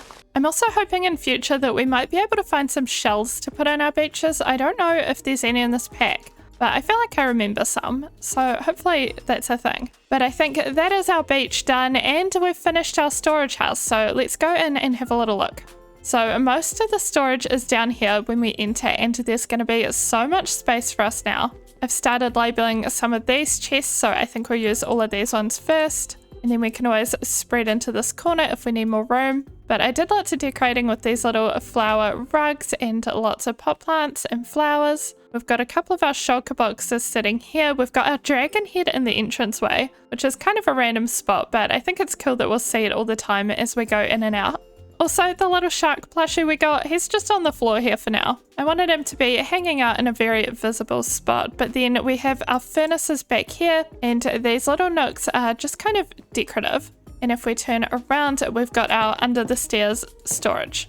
Then if we come back around and come upstairs, I just kind of made this little area more decorative, and then on the other side, if we go past here, this is kind of our least decorated area, I would say, but this is even more chests in case we need to expand our storage even more. I really like how this came out though. I really like this layout with the kind of balconies either side. I think it's fun, and I'm really excited to move all of our stuff in and get to use this instead of our tiny starter house. But with that all done, I think that'll be all for today. So thank you guys so much for watching. Leave a like if you enjoyed this video. If you have any ideas for this world, let me know, and I will see you in the next one. Today in Minecraft, I think my priority needs to be to build some useful farms. So far, I've managed to survive in this new world without any XP farm or any useful redstone farms. But let me tell you, it's starting to become a struggle. If we start with a simple XP farm, I'm hoping I have the answer to that, and it's over there. See those weird blocks in the distance? It's some kind of hole that leads underground, and I haven't explored it, and I really want to, but I'm really hoping it'll be some kind of dungeon with spawners. Look at this whole time, this has been right by our base within render distance. And apparently a zombie died there. Hopefully that doesn't mean it's completely full of zombies. Okay, I'm already scared. Should we set a spawn point? I guess so. Sheesh, I'm already feeling absolutely terrified. Okay, there's a zombie. It's just one zombie. We can handle it. And more zombies. Okay. Is this a sign? Ow. They kind of just keep coming. Where are they all coming from? We got an advancement when in Rome. What's here? What is this? It's a spawner. I knew it. Wait a second. I'm just looking at the little map in the top right. This place looks humongous. Let's start by lighting up whatever we can in here. Hey, there's actually a chest in here as well. This looks suspiciously like a grave or something. Or a crypt. Oh, if you guys could... Oh, there's actually heaps of them. They're not giving me a moment to check the chest.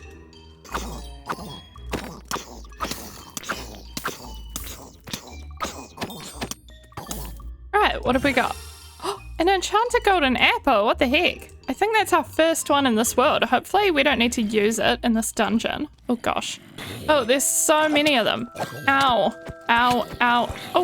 Oh. What if we block off every exit except one at a time? And then we rush down here and try to light up whatever spawner is doing this. Oh, it's here. It's here.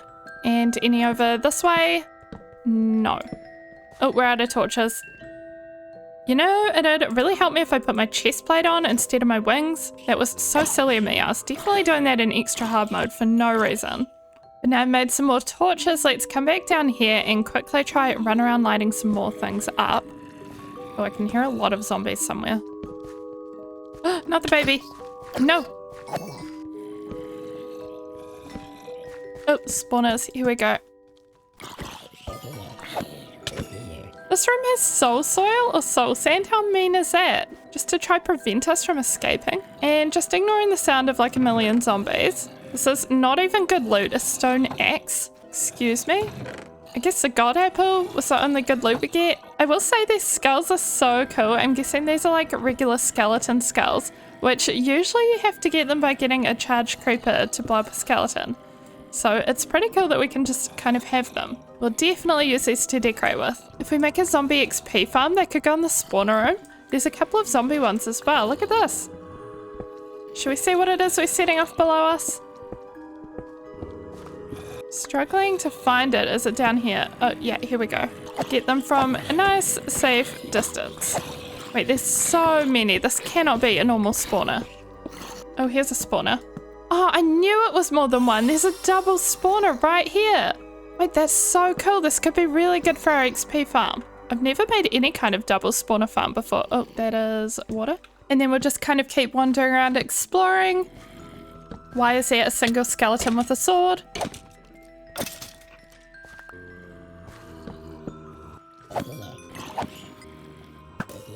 This moment was actually a little bit sketchy. There were so many zombies and there was a dead end behind me, so I was trying to get past the zombies to get out. And it was just not happening and our hearts got pretty low. Now we can just get them the safe way, like this. And now I think I've finally lit up either most or all of this. Let's have a look at how truly big it is in replay mod, because this actually took me quite a while. It is so big. We got some cool loot though. I actually found a diamond in a chest and we've got all of these enchanted books as well, which I guess we don't really need because we have villagers, but it's still cool. Anyway, I'd like to see daylight again, but beyond that, I think we should plan out a little XP farm. Wow, it is good to be in the sun. I'm gonna dump all of our loot back at home and then we'll come back and figure out what spawners we can use for our XP farm and start to work on that. And I've made my way back to these two spawners that were right next to each other because I feel like these are definitely going to be the most convenient to work with. I've never made a double spawner farm, but I can imagine that as far as I go, the setup will be the easiest, since I'll be able to just kind of spawn it together in the same room and go down the same water track. Oh, there's this chest around this corner, and I don't think we actually checked that one because it has a name tag. I thought we'd better just have a quick double check before we have to section this area off. Okay, so each spawner needs a gap of 4 around it. So 1, 2, 3, 4. So this will be the wall. And we're going to try to replace this andesite or whatever it is with cobble just to make it look a bit better. Then if we're going 4 from here, it'll be 1, 2, 3, 4. So this is the wall. And then we want to be going 4 blocks down as well. So 1, 2, 3, 4. It looks like we found a goblin man. Or he found us. What have we got here? He's a trader. He trades lots of things we don't have on us, but also cobblestone for an emerald. Oh, rotten flesh for coal. We have so much rotten flesh back at our base. I think we're gonna have to go back real quick and get that. We got a lot of it from these zombie dungeons. I was almost gonna just throw it away and let it despawn, but we always need coal, so that is a better use for it. That felt like a lot of XP. Anyway, I'm gonna keep digging this out. I've also realized that the other spawner is very close by, this one right up here. So we might see if we can include this in it too and make a triple spawner. I don't know. We'll see. It'll depend how close and easy it is, but let's get to work. Okay, I have been hard at work. We have a cube of spawners and we have another cube up here. I really hope this works because I've never made a double or triple spawner and I don't really know how to wing spawner farms. Like, I'm not too sure what can go wrong or what could impact spawn rates, but we're just going to start with trying to sort out a flow of water to get the zombies to go where we want them to. So I was thinking we do the water all the way along the back here. And then the zombies will fall in this direction. So if we add water here and here, then they'll keep going down here. And then finally, I guess we'll need more water here and here. Followed by, I guess we'll have to make a fence gate to stop the flow. So that'll go in here like this. The zombies can get stuck in this corner without flowing towards that. Okay. And now I accidentally made infinite water. Okay, I messed around a bit and I think I've got the flow, and the way to test it is of course to just be in it. So it drops us down here and then that should drop us all the way down to this door. Or gate rather, and then right down here. So this is where we can put a hopper and a chest. Next, I'm going to try dig from here into the upper room with the third spawner and get a water flow going there too. That was a lot more difficult than I anticipated. I think I've got it about as good as I can get it. Maybe you guys know a better way to deal with these weird little sections, but I don't, because the problem that I was having is if we put water in a lot of these spaces, we end up with a whole waterfall going down here. And then it kind of messes up the water flow below. So I ended up carving out this wall and placing 3 water sources along here, 1 in the middle here and 3 along the back here. It's not perfect, I'm just hoping that it'll work kind of, but I kind of want to try this out. So starting from these bottom ones, I guess we can just sort of take all the torches off and see if it does what it's supposed to do. Oh, maybe they won't spawn very, oh, they're spawning immediately. Okay. Ow. Close this up. And they're appearing down here. They are! That is a good sign. I mean, it's more than a sign. The farm is literally working. Yay, this is perfect. Then we just have to go up to the top one and clear that of torches too. Oh, there's so many zombies down here. You can tell from the amount of noise. I've turned the zombie sounds down now because there's so many, but also I put in this little stained glass window here, or tinted glass, so we can kind of, there they go, we can see the spawners and the zombies. I think we might need to get sweeping edge on this sword because I don't think this is hitting enough of them at once. So I'm going to do that, but I'm also going to work on making this place a bit neater, clearing out some of these blocks and putting in proper walls and a ceiling and floor. So I will see you once this is looking a bit better. Ta-da! We have a zombie room. So the zombies come out here, and then this is the room, and it's got this little staircase going up here. Because from here, well, so far we've got the way out, but I might actually change that. But we also have a little window to watch them. So yeah, this is what we've got so far. Now we just need to decorate it. I also went and upgraded my sword a lot. This is far better than it was, but we still don't have sweeping edge, so I made another sword, so hopefully we can enchant that and maybe combine them. But first of all, we do need some more levels, because I did get all the way from level 40 down to level 25 enchanting my sword. Also, this chest is already full, so we'll definitely want some more chests in this room. Maybe we can line these walls with them. They are too wide after all. But now that I'm already back up to level 38, we can go back up and get some wood and supplies for decorating this room. We'll add some more decorative items, and I can try to get sweeping edge on our sword. Daylight! It is good to see you. Does anyone else just feel an appreciation for the overworld anytime they're either in the nether or the end or underground for a bit too long? I am not made for the darkness. But let's collect some wood to make some more of those chests and then do some enchanting.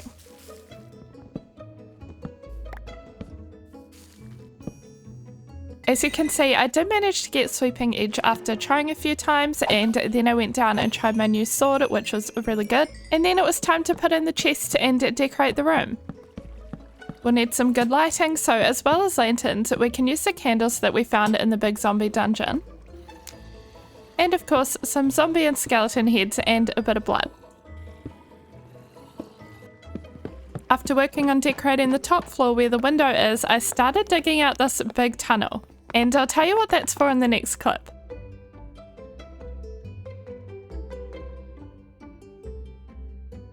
Ta-da! This is where the tunnel leads. So I was thinking, instead of having to go all the way over there for our XP farm, we could just tunnel underneath. And then it gives us an excuse to build more on our little island here. So I was thinking we could either have the tunnel just come out of the ground like here. Obviously, we'd have to terraform and it wouldn't just be dirt. Or the other option is it could come out in a building. But right now, I've managed to kind of line it up with this road. So this is where it comes out. And if we come down, it could be a kind of a fun little ride if we used a minecart, because it has lots of twists and turns until it gets down here, and then it is a straight road all the way. Then coming all the way through here, we have our little fully decorated zombie XP farm. So this is the bottom floor with all of the chests lining each wall, and then we've got the zombies over here. But I think it looks nice. It's kind of a mixture of cute and cozy and creepy. But then if we come up the stairs, obviously the tunnel is here and the top is here. And I think this is a really cute little viewing platform for the zombies through the window. You guys probably can't even see them through that window, but I just can. It is pretty dark in here. We could definitely do with a little something over here. Maybe like this. And we'll want to decorate the tunnel. But before we decorate it, we need to work out exactly where it's going to come out and how it's going to work over here. So let's mess around with the landscaping over here and see if we can figure it out. For this area here, I was thinking of doing stairs like maybe here. And they go up in this direction, and then this is like a big retaining wall going all the way along here.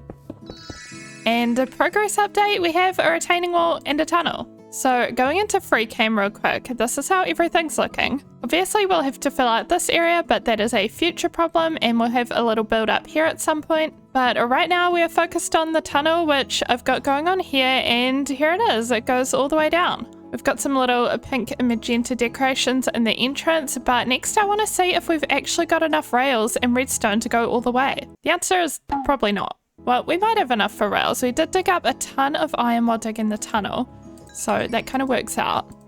Oh, but we're also going to need powered rails, which is gold, and I doubt we have enough of that. We've got a fair bit of redstone. Let's just see how far we can get. And I'd usually use redstone blocks for these sorts of things, but does a redstone torch work? I guess we'll find out. Because if we use blocks, I feel like it'll use up all of our redstone, so we'll see how this goes. And then we just place all of the rails. And that looks like it will work. It lit up the rail.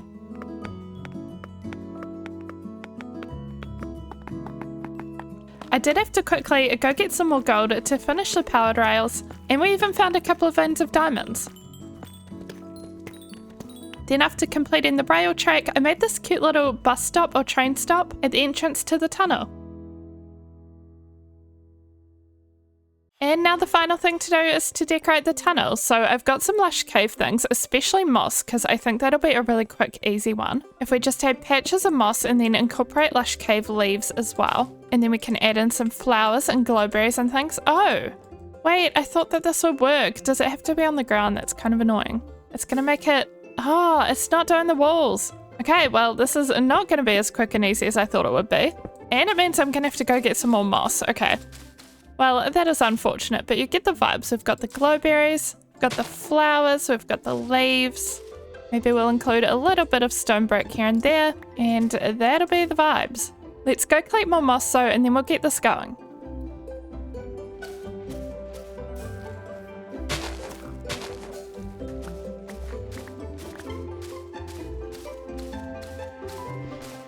The tunnel is decorated. The funniest thing actually happened when I was down there. I was just pottering away, minding my own business, but I'd left one of these carts up here, and it must have become night because randomly I was working away and a zombie in a minecart just flew by me, hitting me along the way, and I had to go get him at the other end. All I can say is, at least it wasn't a creeper. But that completes everything to do with our zombie XP farm, so a final walkthrough. We've got our cute little stop here, so you're waiting for the bus or the train, and then you can hop in a minecart. And as you start to pull yourself along, here we go, and it'll go down into this lush cave tunnel, which is very twisty and turny at the start, and then it all kind of flattens out. And it is mostly lush caves along here, but we do have this deep slate area and this amethyst bit. Then back to lush caves, there's a window through here because there's a big cave. And then we keep going and going and going and going until we reach the XP farm. From here we can come straight in, kill some zombies and get some loot. And once we're done, the minecart's still sitting there for us to go back. So we can just kind of hop back in it and go straight back home as soon as it speeds up. There we go. This is such a cute, fun little way to travel though, and there's no way I would have done this if I had rockets in my elytra. So I've kind of been putting that off on purpose, to be honest, because I think it's fun to make other ways to travel.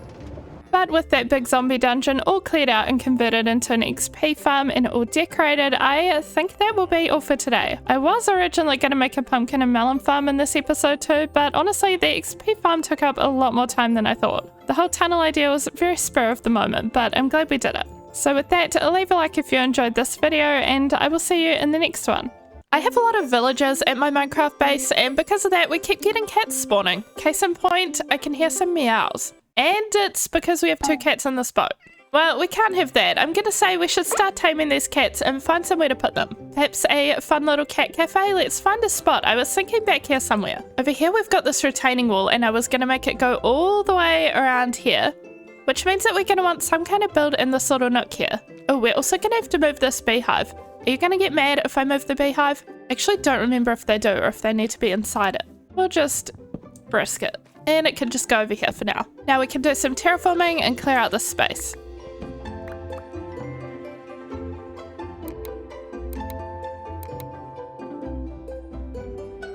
And just again to prove how many cats we have hanging around, there's another one over there, and I just saw a black and white one. I think we have to grab some fish and start taming them. Also, I'm really sorry if my voice sounds funny, which it definitely does. I am sick. There's another one. There's this one and this one. And I don't even know where the black and white one went. Let's get our first one. Oh, no, you're a bit skittish. It's okay, I understand. Wait, it's so easy to lose them in the lavender. Okay, maybe we do this the frantic way. Ha! Gotcha! And we'll get these 2. Oh, first try. Wait, I accidentally bred them. We have a baby. Wait, I don't think I've ever bred cats before. What the heck? And I think I lost the other white cat, but that's okay, because I guess we have these 2. Oh, look at this. It's so funny, the proportions. Your head is bigger than your body. Let's put all of our cats over here, though, where we're going to build the cat cafe. You go there, and they can just kind of watch us build.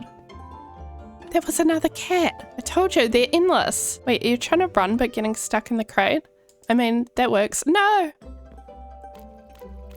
Yay! Another cat. Now we have 1, 2, 3, 4, 5. I think next though, we do need to go out and about for a bit. It'd be nice to find some more cats if we can. And also just have a little adventure, because we haven't done much of that yet. But as well, I really want to make sure that we find a cherry blossom biome, because we haven't found one yet. And in this very purple biome that we live in, we have a few of these little, you can kind of see them up there. Those tiny little white trees. They give us cherry wood, which is this, but for this next build, I really want pink leaves as well, and they don't give us that, they give us white leaves.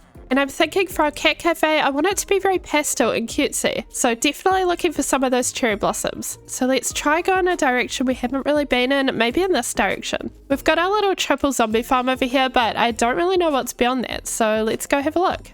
Wait, I'm only like a few blocks later, and we already seem to be in a flower forest. What? I don't even have any tulips yet, I don't think.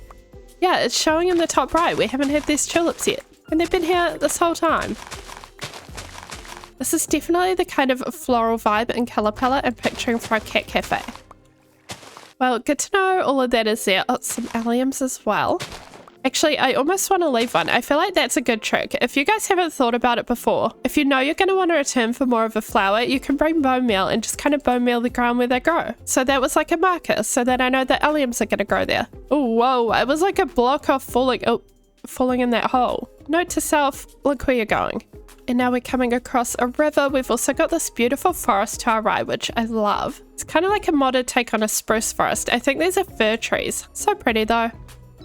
Okay, I'm in love with this biome too. It's so lush and green with so many types of flowers. Let's see, we absolutely have some new modded flowers here. These are called wildflowers and they seem to work just like cherry blossom petals. There's a village over here too, which seems to be kind of rare in this seed that we've got. We've only found one village so far, I think, so I definitely want to visit there. But we've also got whatever this is. Wait, who is that over there? Do you guys see? There's a person. I actually have a feeling that they're going to be an enemy, so let's set our spawn just in case we die. I'm also a bit scared just because we don't even have a chest plate on. We only have our elytra with us. And elytra without rockets is probably not very safe. It's not like we can quickly fly away. Let's see how strong this person is. I feel like they're going to be like a modded illager.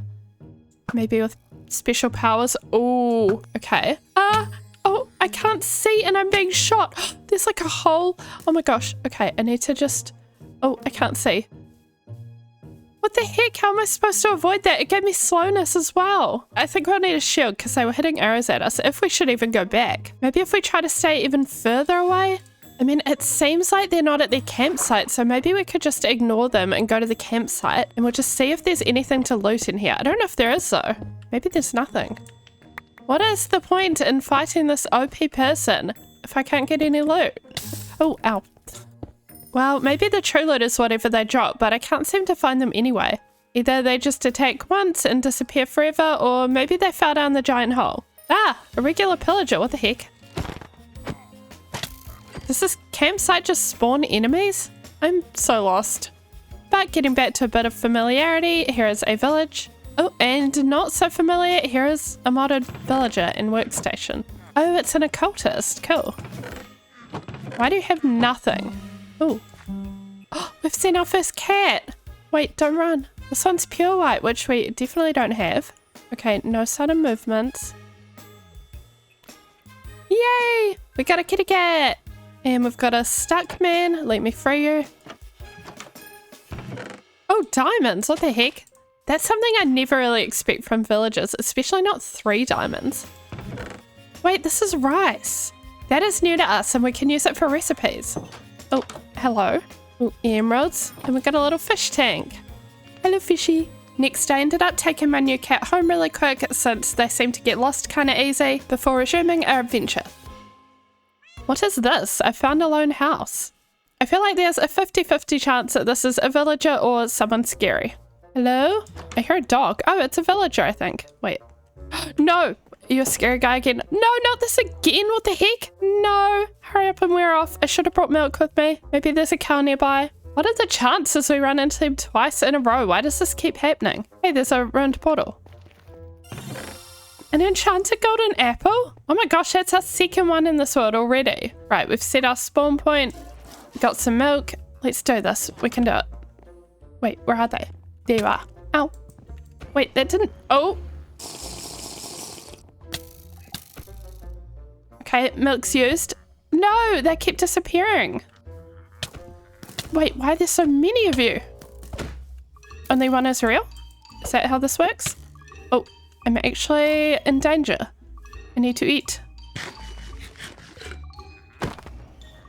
Not again. Oh. So it seems like they create counterparts like themselves, but when you hit the counterparts, they just kind of disappear. So I guess you have to get the real one. And they seem to be gone again. I can hear villager noises though. Is there a trapdoor down here or something? I swear it's coming from underneath us. Oh, there's a barrel. Wait, oh, that is a trapdoor. What? Oh, hello. We have a trapped villager. Sir, is that your toilet? Okay, well, at least you have somewhere to pee. Oh, a bundle. That's fun. Potion of invisibility. That's probably the way to go about fighting those guys. Wait, did I get him? This is a totem. Totem of illusion. I don't actually know what this does. Okay, I did just Google it. It's from the Friends Info mod and it has a pretty cool effect. I definitely want to keep it on us because it'll be really cool to see one day when we have to use it. Basically, if our health is low enough and we get attacked, it'll teleport us away from the action and spawn a bunch of clones, just like the illusioner had, but with us. So I don't know about you guys, but I think that sounds really fun to see. Anyway, continuing the adventure. And we've done it. Final mission achieved for this adventure. We have found a cherry grove over there. It's kind of in an awkward spot, but we can just kind of glide over and climb up the hill. And then of course our mission is to get a bunch of the leaves, and we might as well get a bunch of wood and saplings while we're here as well. There's a moo bloom. Wait, we have moo blooms? I forget what's in my own pack. Oh, you're so cute. I wish we could take you home, but we're so far away from home at this point. I don't know if maybe we can get them spawning closer to home one day. Maybe they'll spawn in the flower forest. But I'm going to focus on collecting more of this, and then we'll be able to head home and build our cat cafe.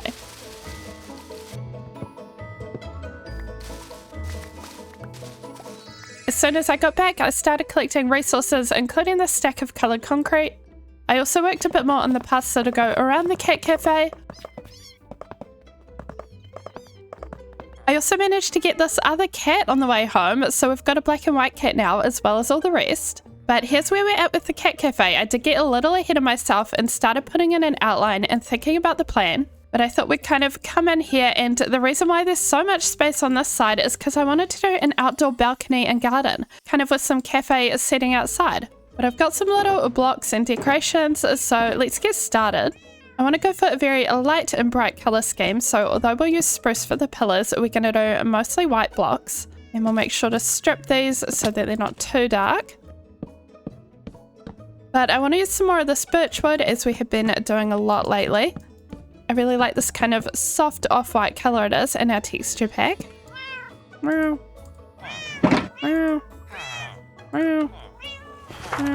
And I just made way more steps than we actually need. The cat meows are definitely driving me a bit loopy already. Wait, are these a different colour? Why are the slabs a different colour? Oh, they're maple, they're not oak. I already had some slabs in a chest and I thought they were the same. Guess we are not using those. But we'll make this into some kind of doorway, so we'll have it kind of open, just with trapdoors and stairs. And then for these walls either side, maybe we'll do them recessed in by a block so we can have a little bit more depth. So like this. And we can do a little window as well. And we'll fill in the rest of the sides of the building as well. Next, I started shaping out the roof with some of this wood from the better end. And this is the progress. So the structure's fully in now. We just need to fill in the roof, which I think we're going to use cherry wood, which will give a similar look to this building over here. It basically uses all the same blocks. But also, what would a cat cafe be without some sort of a fun novelty cat thing? Yeah, that's all I'm going to say, but we've got something fun to go on the middle of the roof. But let's get going.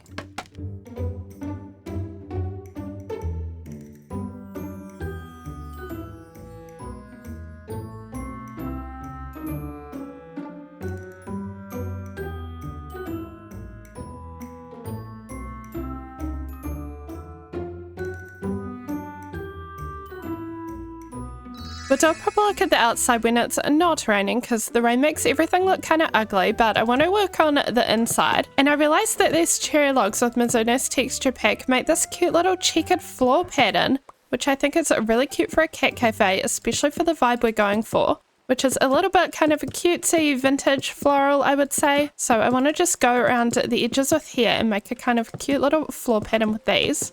And then I don't know if it'd be too much to fill in the whole thing with that. We've got this regular maple wood, which is something, or we could go with the regular cherry wood. I think the cherry is a lot more subtle. I think we'll go with that.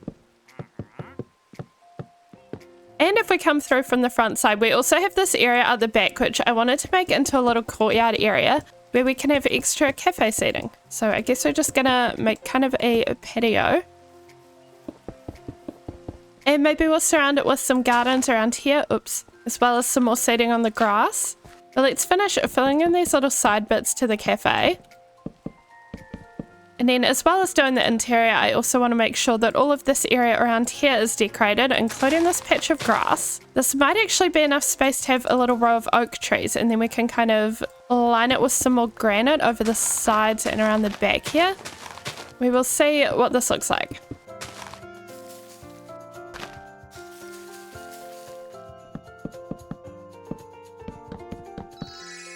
And here is the updated side area. We added these trees, I decorated the retaining wall more, and also organised this back area a bit better. So it's all looking a lot more neat. And now that it's not raining, we can have a look at the front of the cat cafe so far. So this is how it's looking, very cutesy, and I've got some supplies together ready to start decorating the inside. I think the elements we'll need are some kind of reception desk, and then tables for people to sit and eat at and have their coffees, and then of course a bunch of cat related things. So this is my attempt for a central front desk, and then we can start putting in some tables and chairs. We're just using birch trapdoors for the top of the tables here. I think that'll be cute, and then we'll add a couple outside and then use the rest of the space for kind of cat related decor. So maybe toys and cat beds, things like that.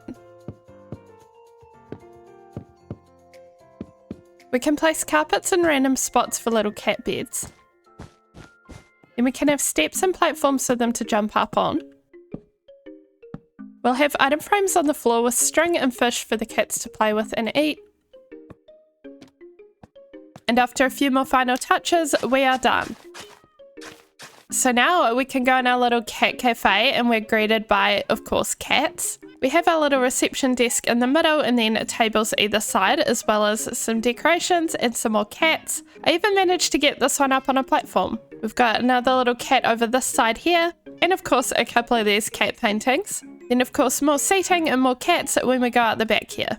And this is actually a gate, so we can come out this side as well, if we want to. I did think that while building this place, we might see some more cats around to tame. I've had fish in my inventory this entire time, just in case, but we didn't see a single one. I wonder if they're going to spawn less now that we have a bunch of tame cats. Let me know if that's how it works or not, but either way, now when we get cats spawning, we've got somewhere to put them. So hopefully we can add to this in future. Also, if you have any cat names, let me know. We only have one name tag, but maybe we could put signs or something up near them instead of using name tags. Oh, actually, I have another idea. Sometimes when you go to a cat cafe, there's a book about all the cats with their names and everything about them. So maybe we can make a book and put it in here with everything about the cats. But that will be all for today. Leave a like if you enjoyed this video, and I will see you in the next one. Do you ever get really far into your Minecraft world, but then you still have this like weird scuffed area where all your stuff is just out on the ground? Yeah, me neither. But in all seriousness, we've been building up this island, but over here we've still got our enchanting setup just sitting on the grass. And we're not even going to mention the animals and all the stuff over there. But today we're going to take this enchanting setup from sitting on the grass to being in a massive, beautiful fantasy towers building. We've got heaps of work to do, so let's start getting prepared. Before we do any building or terraforming, we're going to have to make sure our tools are nice and mended and ready to use. That way we won't have to think about them as we're gathering supplies and building. Our shovel in particular needs a bit of love. So we've headed down to our zombie XP farm to mend those. Oh no, don't want to lose our only minecart. This is our triple spawner farm, so it should be pretty quick and easy to get some tools mended here. And I do keep forgetting to bring a carpet to put on top of the hopper. But it's okay, we can kind of still collect all the XP that gets stuck in it by just going like, try again like this. It's a bit of a scuffed solution, but it still works. And we're all mended. Next, let's go back up and figure out where we're going to build. This is slow. Nearly there. There we go. And I think I do already know where I want to build this, and it is up the stairs past the cat cafe. The issue being, when we get up the stairs, there's just kind of a drop and a bunch of uneven terrain. We're going to have a big space in front of the towers for a garden or something, so we won't want to start building until we get to back around here. Which means that we've got a lot of terraforming to do, and we've got heaps of dirt and granite for terraforming, but we also want heaps of stone brick, because that's what we make our roads out of. So our first mission is going to be to go down to our mines, which is another part of this scuffed area. It's just kind of a hole in the ground, but we're going to collect as much stone as we can, and this will be good not only for terraforming, but also for actually building our towers. I think we'll use some stone for that as well. Oh, iron. I'll never say no to iron. But we're aiming to get at least like 10 or 12 stacks of this, so I'll see you once that's done. And here we have it. We'll turn some of this into stone bricks, and then we're ready to start terraforming. And here we are terraforming, just adding the road that'll go to the towers, and then adding a bunch of dirt blocks and just getting rid of the flowers in the way.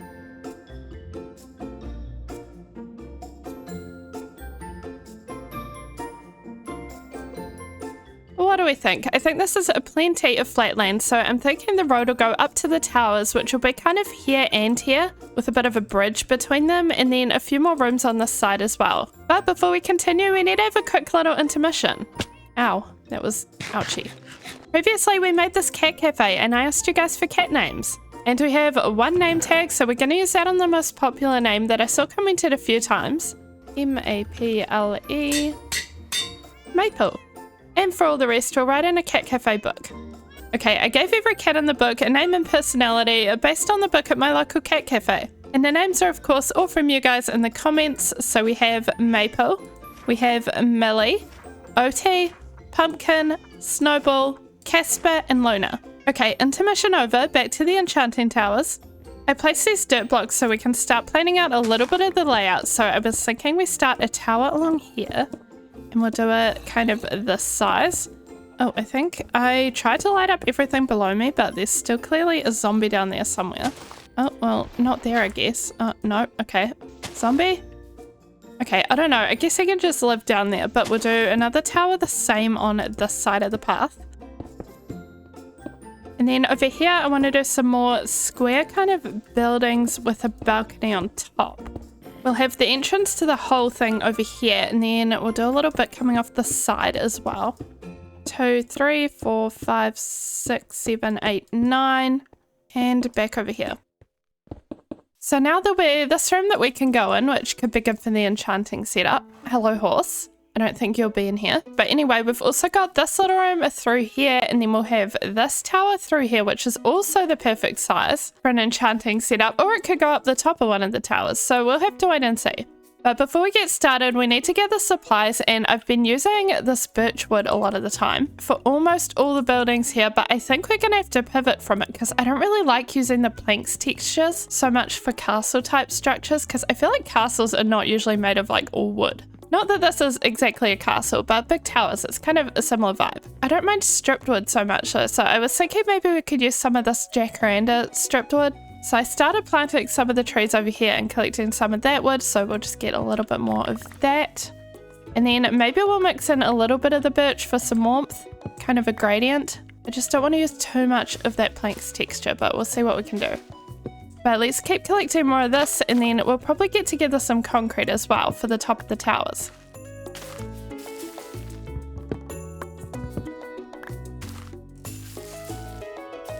I need at least 8 stacks of logs, so I waited for some more to grow, and I went off to the beach while I was waiting to collect some sand. We got heaps of the seagrass stuff while we were there, but more importantly, we got sand to make pink concrete. And here's a tower of pink concrete powder.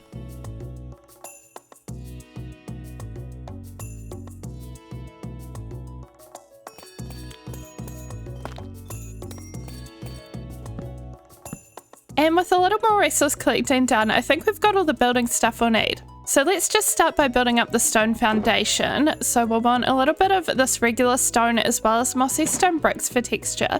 But most of it will just be this regular stone brick. So let's go up by about 9 blocks. And then we're going to add in the occasional mossy brick, especially towards the bottom, so the grass is kind of affecting it. And then we'll just keep going up all the way around. We're then going to punch out a couple of windows, maybe one here and then up a bit further. And this makes kind of the base of our first tower. Obviously it's going to be a lot taller than this, but we're going to be using this wood stripped for up above the stone. Right now we're just working on the stone layers though, so we can go ahead and do the exact same thing to this tower. I think they're going to be pretty much identical. And now with the base of these 2 towers in, let's work on this area. And we are going to have more towers pitched on the kind of roof of this part. Actually, the biggest one, but let's start with this.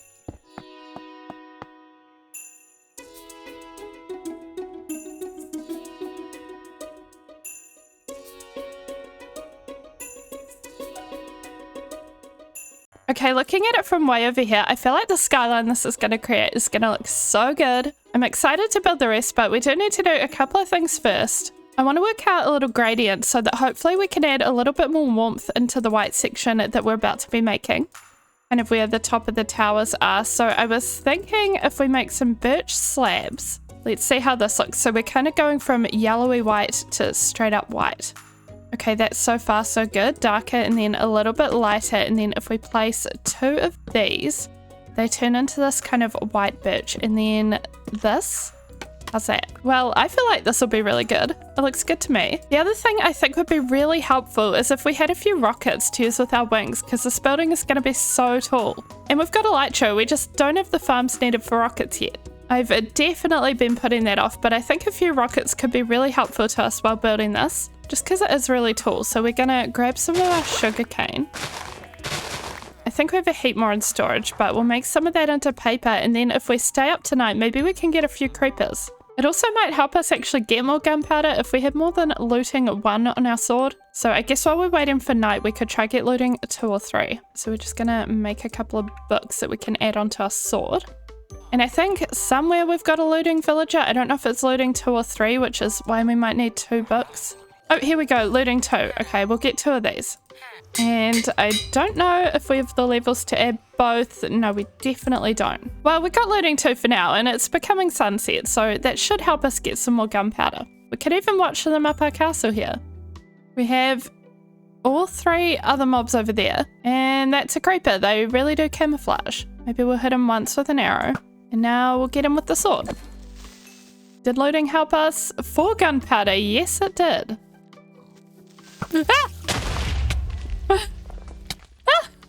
Well, I was trying to sneak up on another creeper and get that spider, and that didn't go too well. You come here. I know there's still another creeper somewhere. There you are. And another one.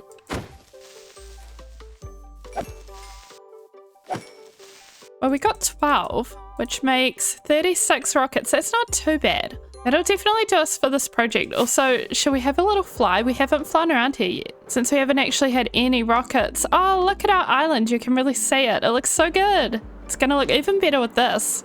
And with that, I think we're ready to keep building these towers.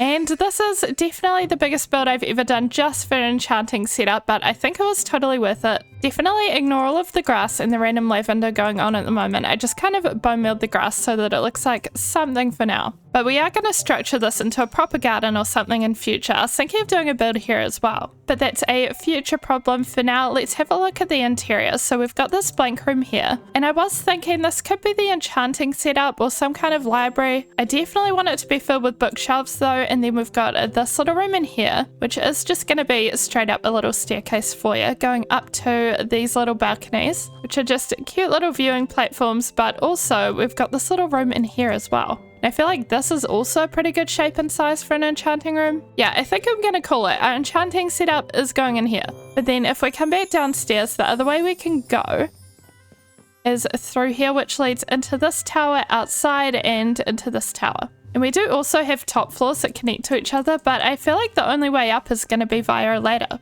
Unless we can make a staircase. I don't know how that's going to go though. Definitely intersects with that window. I guess we can try do it this way. Let's see. It's a bit of a parkour situation. Realistically, are we ever going to come up here? Probably not. But I guess that means it's okay if it's not the quickest staircase to climb. No! Oh, we made it, and then we can go across the bridge and into this room. It'd actually be really cool to have an enchanting setup up here, because it'd be like you have to climb all the way up to get to it. But also, I'm not doing that to myself. Let's put in a little railing up here.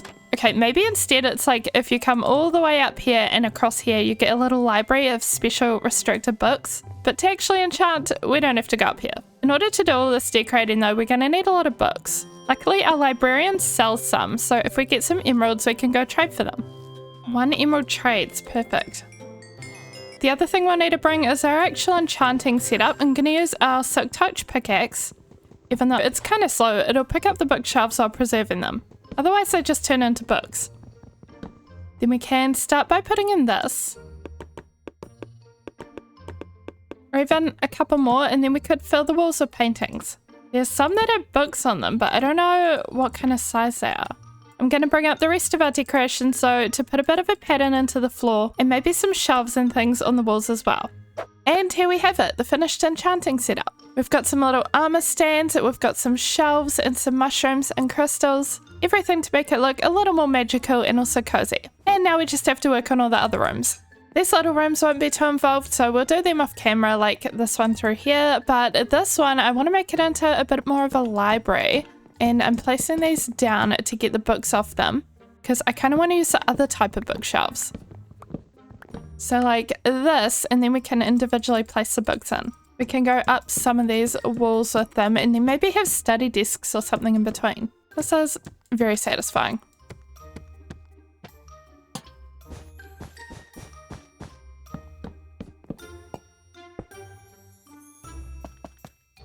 And that room is all decorated along with the rest of the towers. Okay, so final little tour, and before we do anything, I have to point out the skyline because isn't this looking so cool from here?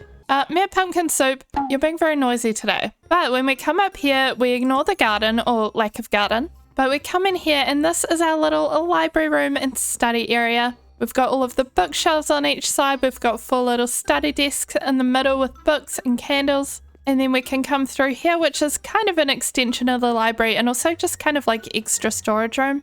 I mean, not for me, it's all empty, but just like for the library. But then we come up here and we've got our enchanting room. Or if we take a left from the library, we've just got these cute little towers over here. They're kind of minimally decorated, but if we come up here, we can cross over the bridge and into the little restricted section of the library. And that about does it for today. So here is our island progress. I think we'll be done with it in about 3 to 5 more episodes, I would say. But leave a like if you enjoyed today's video, and I will see you in the next one. I've been working on a Minecraft project where I'm turning this island into a town, and today we have a lot of work to do here. I've kind of tried to do a lot of the in-between areas as I go, but as it happens, I've actually left a lot of them. Like here, for example, where we need to do a little bit more filling in the area, I was thinking of doing a garden in front of these towers, and then we'll do a little gardener's cottage over here, and then we need to break off this piece of land at some point, because I don't actually want it attached to a really long peninsula. It's kind of an awkward shape. So I want to break it off and then figure out what to do with all of this land here. It'll be on the shore, so I guess we'll make it into a beach. Then we also have other areas like this, which just kind of leads up to nothing. So let's see how much we can do today. I feel like I have to keep going and getting sand every 5 minutes, and we're not even that close to a desert, but here we go again. Actually, we better bring some shulkers. I guess this is just how it is when you want to build with sandstone and also build a bunch of beaches. So we're starting today by using our limited rockets to go collect sand. And slight detour on the way, I found all of these lily pads and flowers. Oh my gosh, this is big. But I was thinking maybe if we get some of these flowers, we could incorporate them into a garden area. I have to see if that fits in with in front of the towers, or I'm sure somewhere on our island we'll have somewhere for them. We'll just take a casual underwater nap. Look, this is some kind of manta ray. Whoa, you're so cool. Do you hurt me? I don't think he stings. I haven't actually explored the oceans much, mostly because I'm kind of scared. This little guy is cool too though. Whoa, I just heard something. I think something's killing all the fish. It's a shark! I don't know if they're gonna come for me. I think they're leaving me alone. Oh, we are gonna drown though. What is the purpose of this? I don't get it. Anyway, let's go get sand. So we found a bunch of sand, collected a couple of shulkers full, and then headed home. And now we have a couple of shulker boxes full of sand. I think it'll make sense for us to start at one end. Our pumpkin patch here is probably gonna have to go. Even though I still kind of need it because it's our main way of getting emeralds off villagers. We've got a farmer with some really good deals, so I guess we'll just have to move it. Maybe we'll make a more dedicated area for a manual farm, or we could even do an auto farm. Let's see, it kind of fits with our starter house though, because we used pumpkins right from early on. So maybe in this patch behind our starter house, because our road doesn't start until here. So we've got this kind of little blank area back here, ignoring the beehives. It's kind of another thing that'll need moving, but I guess for now we'll just place these here as a reminder, kind of like a marker, and then we want to start clearing out a bit more of this lavender. And also kind of figure out where we're going to cut off the land, maybe somewhere over here. But this little blob of elevated land also doesn't really fit in here, so we'll remove this. Okay, how is this cutoff point? I think that'll be good. So almost everything green on this side will be beach, and this side needs to go. At least up until about the point where we've got our animals. So let's get working on that.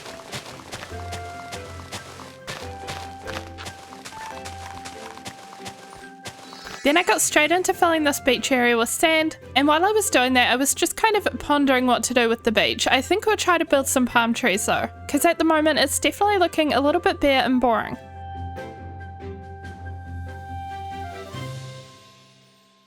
So I think it'd be good to use some motifs we already have. So we've got these kind of rope fences all along here that we could probably continue around this part. And maybe along here too, and we could probably do with a couple more lampposts over there. And then this section of the beach is quite large, so I was thinking a palm tree or two. Oh yeah, and while I was doing that, I randomly killed this crayfish. We've had quite a few of them hanging around, but it was the first time I ever thought to kill it. And we do have, hold on. This is actually a really weird place to do this. But it says it's a raw crayfish, which makes me wonder if you can cook it. And we've got campfires up here. So can we just kind of pop it on? Oh, we can. We just have to stare at it until it cooks. A few moments later. Oh, there it is. It turned all red and now it's cooked. I wonder if it's a good food source. It did three food. Good to know, good to know. Oh wait, we need to get our scaffolding back. And now we'll start decorating our little beach here.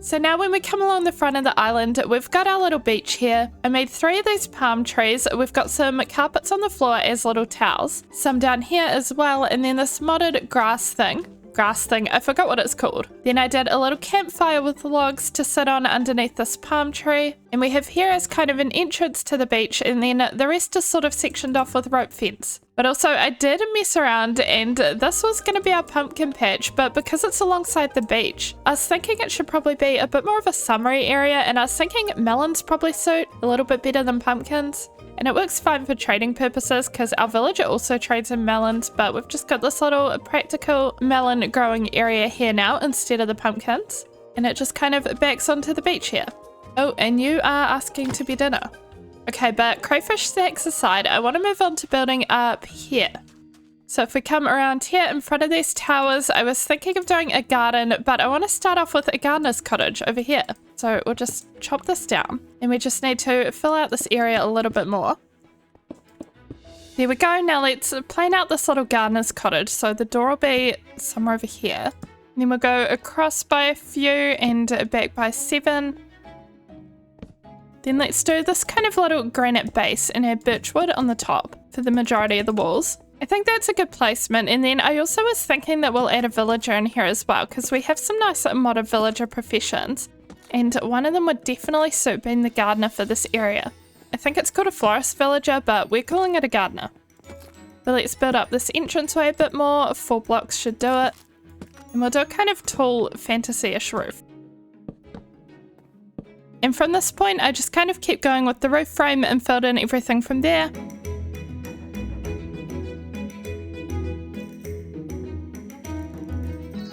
We had this wandering trader while I was building, and I had to buy a few plants off him. Okay, so we got these willow vines as well as pink hibiscus. So look at these are so cute. I think we'll use these in the garden around here. I don't know if we can bone meal them for more, because unfortunately we only have 4 of them. And then we've got this willow vine, and I guess we'll just test that over here. It looks nice. We'll just wait and see if it grows or how it's going to work. And then the last thing that we got is over here. We got a sapling for a magic tree, which looks like this. I have not seen this before.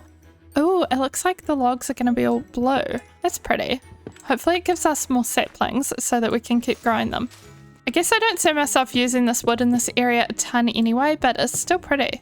But anyway, this is how our little gardener's cottage came out. And I did a little bit of decorating on the inside as well. So it's just kind of like garden-y themed. This is meant to be their little kitchen, and this is just kind of like a living room, but they've got a lot of plants as well. And I guess they're a fan of pop art. But now we just need to make a workbench and get a villager in to become a florist. So I think the workbench is 6 stripped logs, any of the same kind, and then just 1 dirt in the middle. Wait, maybe is it 5 logs or more? Here we go. So this made a cherry flower tub, and we can put it in here. And we'll have the villager sit in the minecart. Let's go get a villager then. I don't know if we'll need to breed one or if our little villager apartments already have a spare one. But we have the mod which I love where they follow emeralds, so we'll just need an emerald. Actually, maybe we'll bring them all for trading. And then, okay, if we get in here, all of our villagers seem to be gone. Great. Hello, are you all outside? They're having a little meeting in the carrot patch. You guys are weird. Okay, so we have our farmer, our nitwit, and we have a spare one, so we can get this villager. I don't know, actually, how do we get you out of here? Do we just kind of like push you over the edge? Oh, yeah, okay. That actually somehow worked out. Wait, where did you go? No, you're not going to be a fisherman. You're going to be a gardener. Okay, we're in here. Can we get you in the minecart? Is that a thing you'll do? If I just kind of push? It worked. He's kind of at the back though. There we go. Well, are you going to maybe take your job? Sometimes the villagers in this world are a little bit finicky, or they take a little while to take jobs, so we'll just leave them there for now and work on the garden. And we can just kind of hope that when we get back to him, he'll have his job. Okay, garden time though. I've just cleared out this bit of land to start with. We've also got this little patch over here. But I definitely want to do some kind of pond here and use our water lilies. I don't know if we should do like a really structured kind of pool type rectangle, or if we should do a more organic pond. Let's see, what would it look like from far away? Our town is very structured looking, so I'm kind of leaning towards that vibe. But maybe it could have like a path through the middle. Oh, I forget that this is just not filled in down here. We're gonna have to figure that out. So maybe this is space for a 3-wide path through the middle. And then somehow I've managed to make everything even numbers around here, which makes it a lot harder. I guess we could take this out by 1 more, so then it's odd. We're then gonna fill in the bottom of the pond like so. Then we're gonna try this chiseled stone brick, which I never really use. Okay, these guys are getting so annoying while we're building. We've got 4 llamas and 2 traders. At least they're over here now, I guess, because before when I was trying to build it, they were all up in here. But let's get out some more decorative blocks. I especially want these water lilies. And I spoke too soon. One of them is back in the pool. Here come all the llamas. Okay, well, I don't really know what to do about that, but let's decorate some of these little pools. And then I'm still debating whether we do something similar to this on the other side, like over in this space, or if we do more of a garden, less water. Wait, that's weird. They kind of overlap with the stairs. That is looking really cute, and then I'm thinking to give it more garden vibes, we put some flowers in these gaps here. We could also add some more little seating benches like we've got over here. It kind of blocks it off, but we could do it on this side perhaps. Oh, and over here it looks like our vines have grown that we got. They've actually grown a ton, but we can clip them and then they shouldn't grow anymore. Maybe we can use some over here as well. And I nearly forgot our new pink hibiscus flowers. Add a couple of these in, and then some of these wildflowers in the gaps. We could also see what it looks like with a tree in the center. And after a little off-camera work, we're basically done, but I want to just check on our villager because I think they've taken their job. A little gardener in here. Oh, look at that outfit. That is a gardener. And they're selling alliums for emeralds and beetroot seeds. Okay, we're gonna take a couple of alliums. We've got to add their trades to the garden. I don't think we have any alliums. There we go. Okay, so this is what we've ended up with. It is a lot of lakes. I did some more over here as well. But it's very floral as well. Lots of flowers, lots of pink in color. And I also added this little area over here, which is kind of a tall flower growing section. Kind of like the gardener has this area next to the house where they cultivate the tall flowers. And for us, that means that anytime we want tall flowers for our island, we can come here and bone meal them. These are lilacs, peonies, and roses. And I think with that, we've done quite a bit today. We've done our beach, we've done our melon patch, and then up here we've done our gardener's cottage and our garden. It was definitely a lot of pottering around with little things, so I hope you guys don't mind that kind of episode, but let me know. And leave a like if you enjoyed this, and I will see you in the next one. Today on my Minecraft island, I want to build a farmhouse and a cute spot for our farm animals. Having a look in FreeCam, this is our island progress, but we still have this area over here full of our farm animals and crops. Ideally, this bit of land will just go, and everything will be presented a lot more cute over here. So we've got this kind of lavender field over here, which I was thinking of building the farmhouse on. But diving into that is actually going to be my reward for completing a task that I've really been putting off and really not wanting to do. We've got these wings, you see, and we can't use rockets because we don't have a creeper farm. For some reason, creeper farms are just intimidating to me right now. I know that they're not hard, but it's just not what I want to be doing. But I thought, you know what's better than no creeper farm is just a small, bad creeper farm. At least it'll give us something, so we're gonna just take the supplies that we happen to have and make a start on a creeper farm. We'll do it nearby but hidden, kind of in this hill over here, so that hopefully we can just kind of AFK, or not even AFK, we can just kind of potter around our island doing other things while the creepers spawn. So I'm just trying to find the best spot. We might want to light up some of this stuff. Lighting everything up can really help the creepers spawn in the farm and not in the caves. We're almost out of render distance though, so we definitely want to do it right here, not any further away. And we'll make this wall flat and then we have a specific shape to dig out. I'm just going to follow a short on YouTube. I'll link it below. Okay, so now we've dug out 2 floors of this shape, so it goes through here and then down here. Same thing on this level, and then down the bottom is where the creepers will fall. Before we get any further, it occurred to me that we probably need cats for this farm because they help the creepers go down the right tube instead of just kind of spawning in the farm and staying on the platform. So while we work on the farm, we should probably breed some cats for it. And hopefully the kittens will grow up in time. So we've got our cat cafe over here, which is going to be useful for this. We're not using any of these cats, they're all named and special, but we can use their offspring. So let's breed one here. And we'll need to stand them up. That's another one of these little kitties. We've got a few of those types. Then maybe we'll breed Maple with the black and white cat.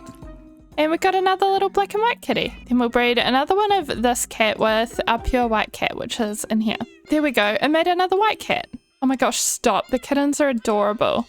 What the heck? And now we go back over and finish the creeper farm. You know, I just realized they seem to inherit their colors from their parents. I did not dye this color pink. That is actually such a cute touch, but getting back to this, we need to place carpets so that spiders don't spawn. We're also going to need trapdoors along here and along this side so that the creepers think they're going to be walking on solid ground and then they just go over the edge. Then to stop zombies and skeletons from spawning, we have to fill the roof with trapdoors, since creepers are just a little shorter than other mobs. And here's how it's looking on the top layer. We still only have 4 cats, even after breeding them once more. I kind of did the maths wrong with the cats, I guess, but we'll get a couple more back from our cat cafe and breed them. Oh, I made a mistake here. I thought I'd drop down and come back up, but I just finished making this area for the creepers to burn to death. And now we are stuck in the creeper tunnel. We have to get into the middle level again anyway, so we might as well dig our way out from there. And with a couple more kitties in place, let's try out the bottom layer of this. It'll probably work pretty slow, but it'll be good enough as we're just pottering around our island. Let's close it all up. And again, not holding my breath for it to do much, but I'm up in the sky, so if we go into free cam, we can have a look and see if it's actually doing anything, which it's not, but it should eventually. Wait, there's 2 creepers here.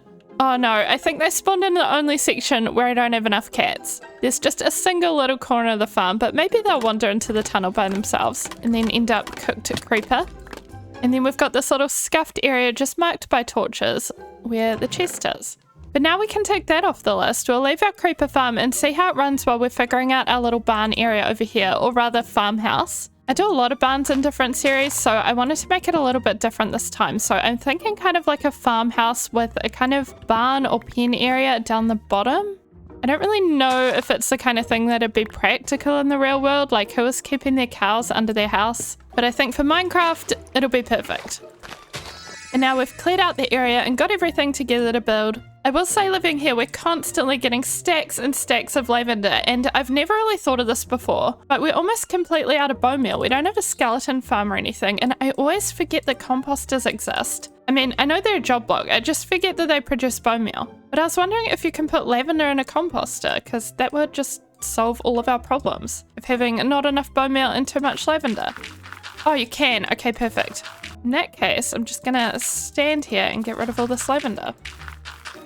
And here we go. I don't know if that seems like a waste of a pretty flower, but I promise we have entire chests of lavender. We have way too much lavender. Okay, so we've got this horse exactly where I want to build.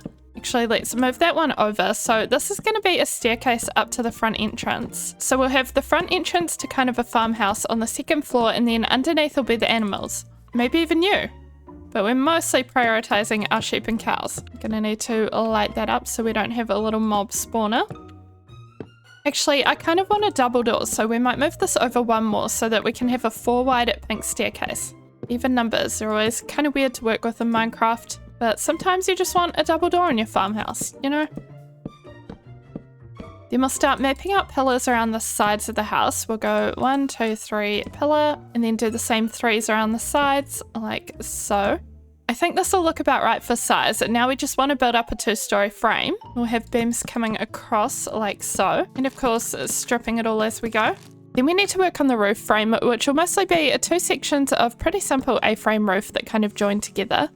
We might do a little bit of a steep incline right here, but then we'll just do a straight up stair pattern. Like so. And here's the frame of the house all in. Since the bottom layer is for animal pens, we're not going to fill that in as walls, but we'll do the top layer with these white birch planks. And this area might be used for storage, like hay bales and food for the animals. And now we start on the roof with cherry wood.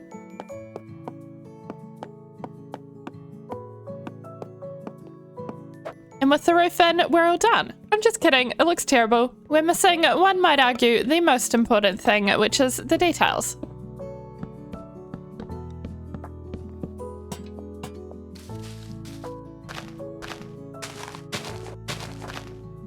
And now we're done for realsies this time. It is going to look a little better once we've got all the animals in the pens here though, so I definitely want to go get them. We've got this little front pen here, and I was thinking it'd be really cute with pigs in it, which we don't actually have yet, but we can get some. And then if we come through into here, I was thinking this main pen could be cows. It goes all the way through into here as well. Then for these 2 little pens, I guess we'll do sheep in one and our chickens in the other. In addition to that, we've got this house up here, so I was thinking of just doing kind of barn-like storage, or maybe offices. Like if it's a commercial farm and they sell stuff, maybe they have offices. I don't know, honestly, we just need to fill the space with something. But we've also got a lot of space either side of it, so I was pondering what to do with that as well. I was wondering if we should build like a little storehouse over here. I think this is definitely enough space for another small building. And then if we're going for a more farm-like area, we could have fields here, like a wheat field or carrots and potatoes. But they could also go over here behind the building, or even a bit of both. But before we figure all that out, let's just go get the animals. They're probably going to have to go through the water, which is really awkward. Maybe we'll make a little bridge. Do we think they're smart enough to walk along this bridge and not fall into the water? Probably not. Let's see, sheepies. Guys, why is nobody on the bridge? Come on. Pretty sure this whole pack of sheep just all share one single brain cell. We'll add a carpet over here just so we can get in and out a little easier. And now we just have to grab the cows and the chickens. Oh look, a straggler. You saw nothing. Again, nobody using the bridge. Not a single one. Now the problem with getting pigs in here is that we don't actually own any pigs yet. I think there was one hanging around the island somewhere. I don't know where we're going to get a second one. We might have to go looking. Oh, here's a piggy. Wait, there's 3. I could have sworn there was only 1, maybe 2 more spawned, or maybe it was always 3. You guys are sneaky. I've got my eye on you. And we'll breed them. And now we just need to put a bit of something in here. Honestly, we're never going to go in here, so who's going to know if it doesn't look good? But we'll do some minimal decorating for the principle.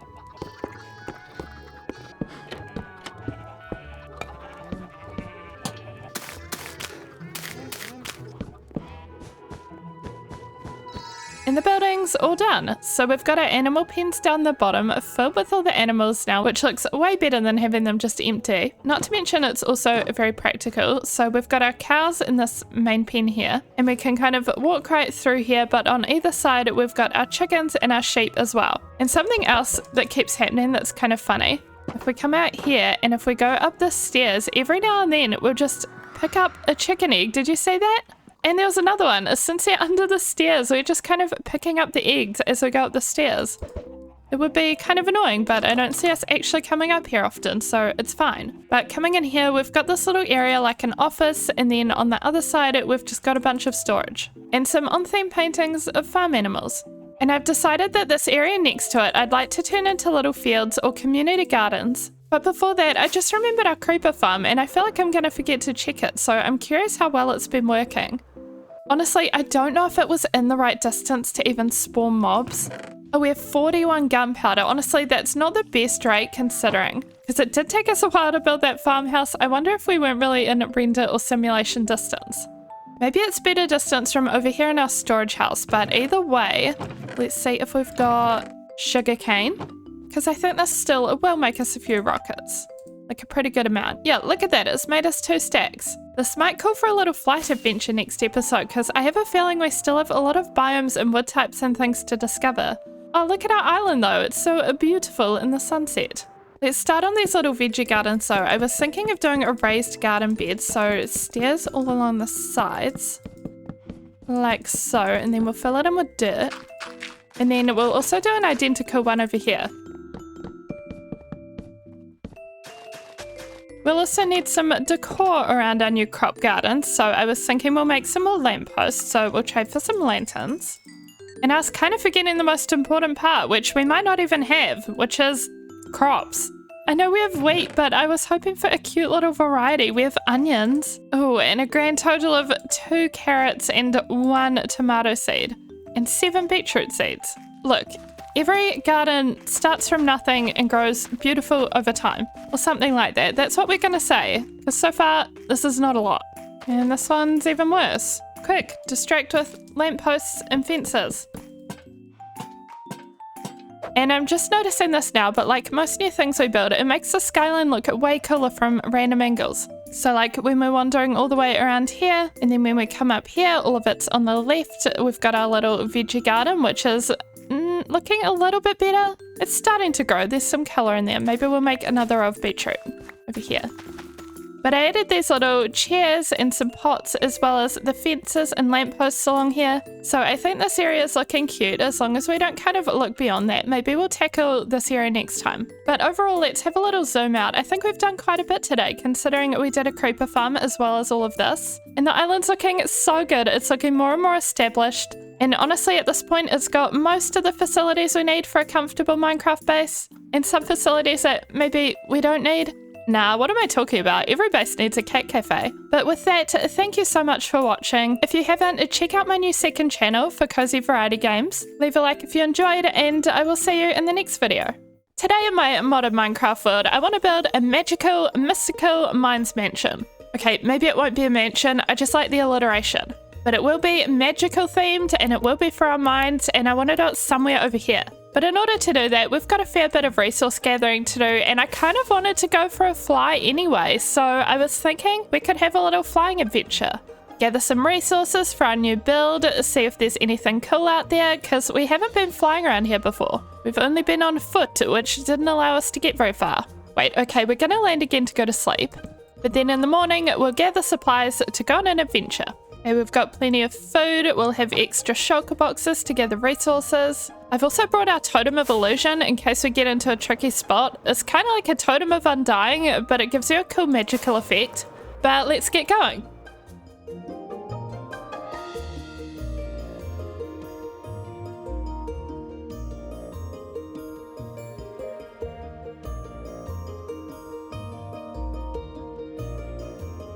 Our first stop is going to be this big gravel area that I found, because we're going to need gravel for concrete for the roof of our magical mystery mining mansion. I'm definitely butchering that name. There's no mystery, it's not a mansion.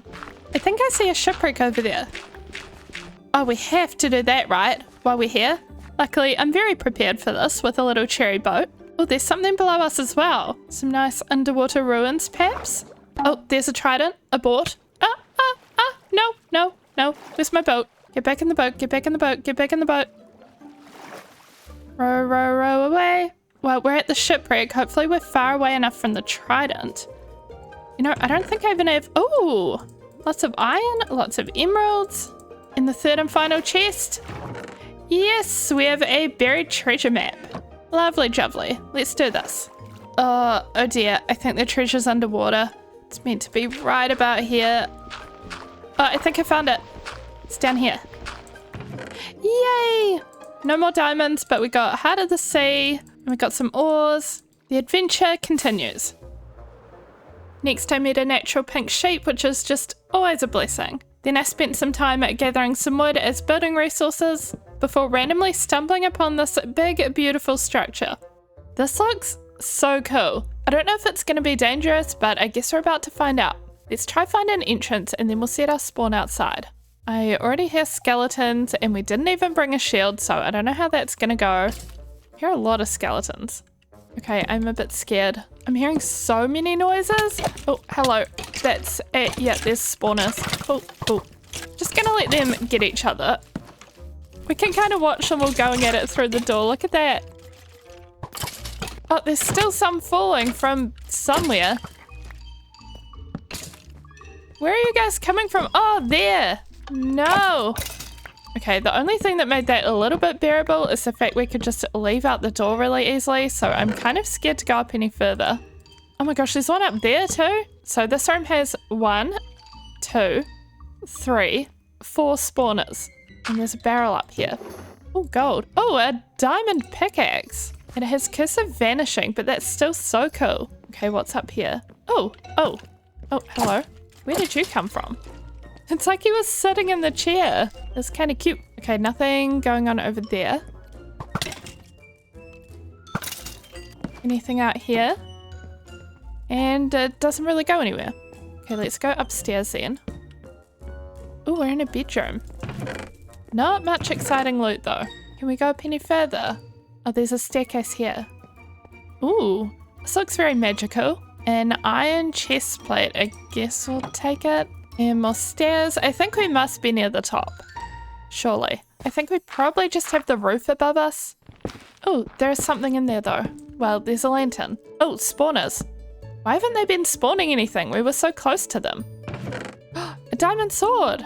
And another diamond pickaxe. This one has really good enchantments. Also, just because this is modded, I wonder if anything happens when we break these. I don't think it does. We mustn't have the mods for it. That was a really cool structure though, not too scary, mostly just kind of fun. I could also see something from the tower over here and we seem to have a villager. Hello? You're a little beekeeper. And here's your little house and all of the beehives. Like, this is adorable. Aw, so cute. And there's mushrooms. I love them.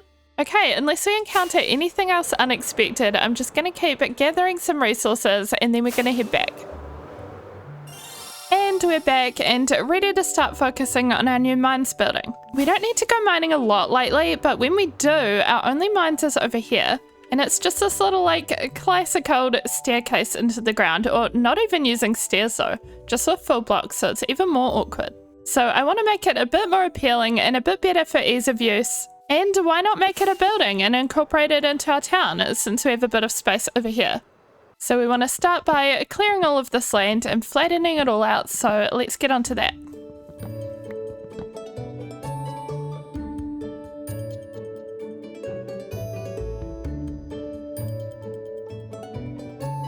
I don't think we need this entire space for the new building, but I thought I might as well be proactive because eventually we're going to want all of this flattened anyway. We still need a wheat field, so maybe that can go here. But for now, I've kind of started carving out where this path will wrap around here, and I think we'll go up to here, and this will be the entrance to our new mines building. So let's start making a little step up and planning out the build.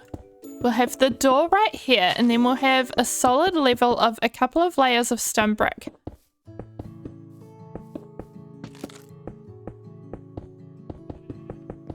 And here's the building outline. I think this is going to be plenty big enough. If we zoom out on it as well, I think if we make it kind of tall, it'll look good in this space too. I do want to give it kind of a fantasy vibe, so I was thinking of doing a very like curvy kind of roof like that. So let's just start building up some pillars and thinking about that.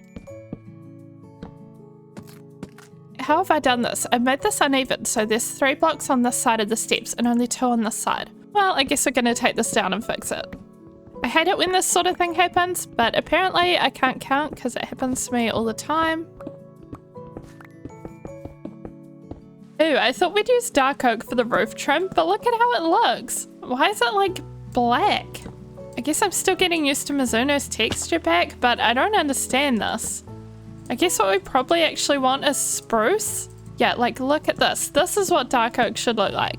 And then the oak kind of looks like, wait, where do we have oak? Here, that kind of looks like it should be spruce. Don't get me wrong, I love Mizuno's, but what the heck is this? I guess we're just putting that away to use never. Anyway, working on our kind of curvy roof line, we're going to start with just slabs. Although another Mizuno's feature, I think when it's a full block, if we want to preserve the texture, we have to use an actual full block and not just 2 slabs. Otherwise it becomes this, which is cool, but not what we want. Anyway, we'll just keep going up and start to incorporate stairs and then more full blocks as well to make it steeper and steeper.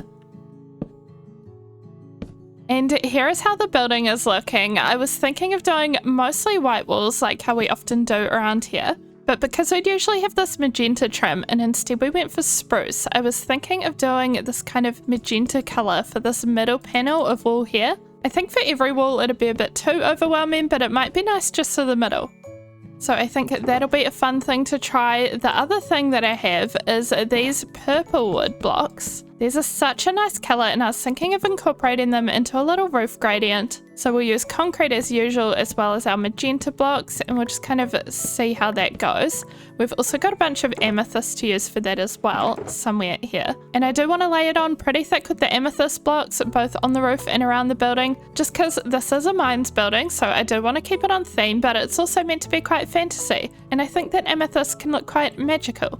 But with that, let's get into finishing this building.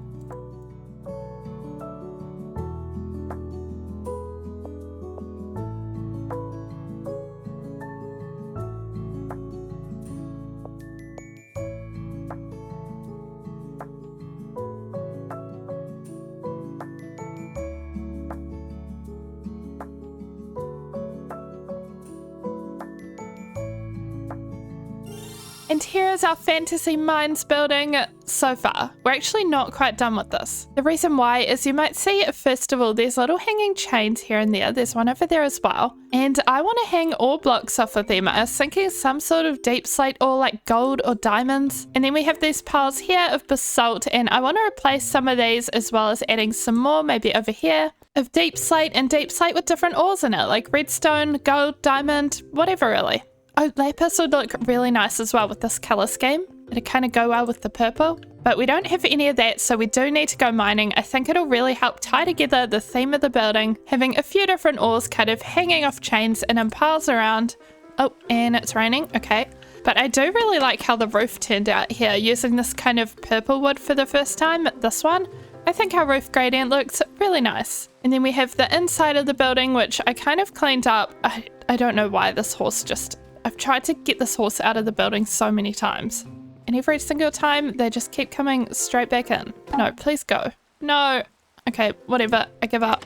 But we've got it kind of laid out, ready to go. So we'll probably have a bunch of storage on each side, as well as some more decorative piles of ores. And then this we could either turn into a big mining hole that you drop down, or we could have it more as a staircase. And I think I feel like digging out a staircase. I feel like that's the vibe for me right now. So I think we need to kind of section all of this off. And from here, we've got some digging out to do. So let's get started. Of course, on our way down, we managed to get a few ores that we'll be able to use as decoration.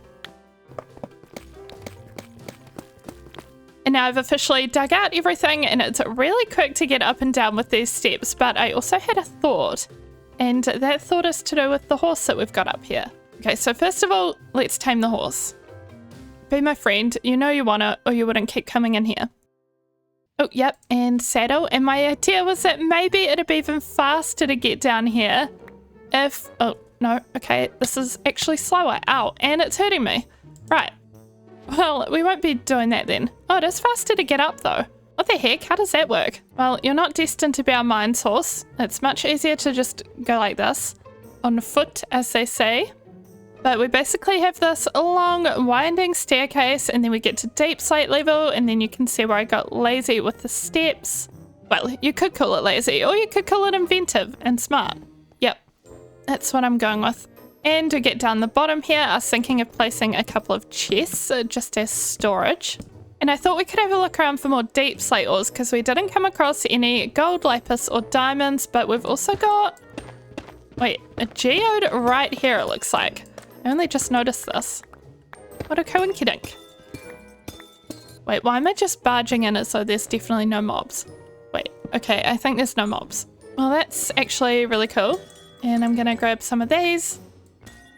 But I also want to keep our mines entrance kind of neat, so we're going to close it off for now. And we'll do just a little more mining to try find those decorative ores.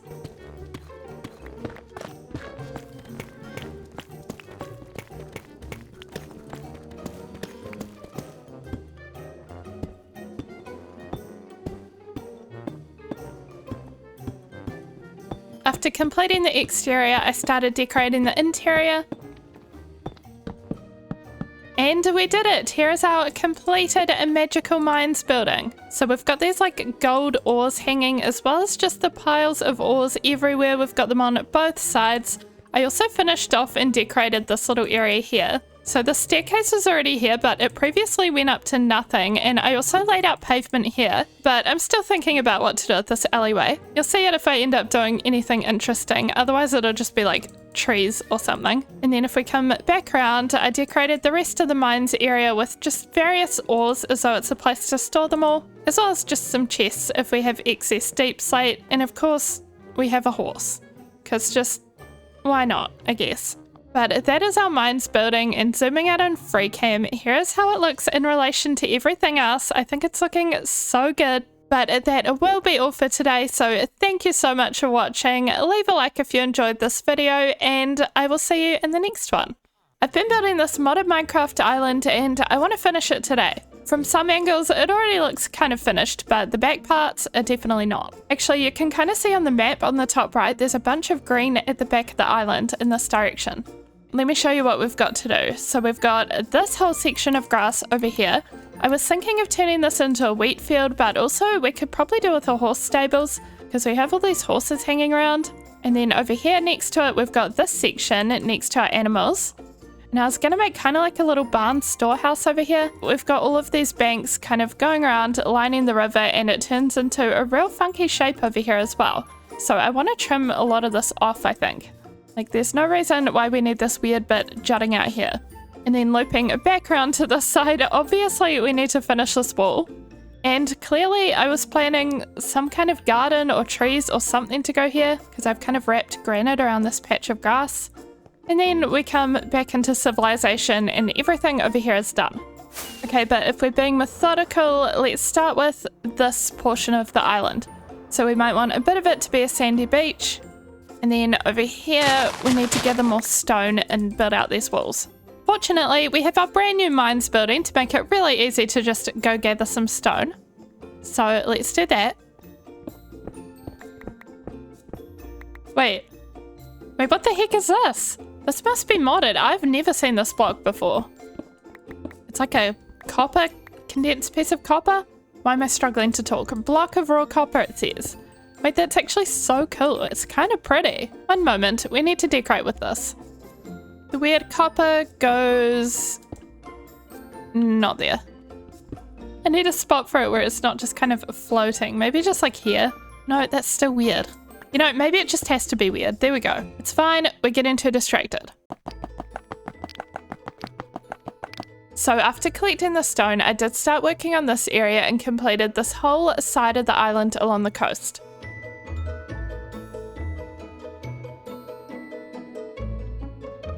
Okay, so I ended up with this beachy zone, the wall is done, and then I started going around here with kind of like a rocky cliffside. I just wanted to get this area shaped out so that we could start building over here. So I think what we're going to do with this back section is a smallish build over here, and then the rest of it can be wheat. Since this is our kind of farming zone, as you can hopefully tell from the cows.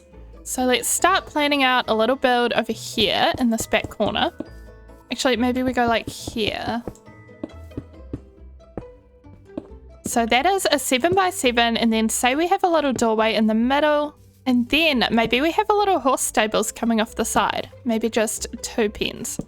I think we've got 1, 2 horses hanging around here. So this will be perfect. I think we'll do the building here 2 stories so it can be a little bit tall, and then the horse pens can kind of come off it a little bit shorter. But we'll just go for our kind of normal color palette of stripped spruce with birch, and then of course pink. Let's get this built.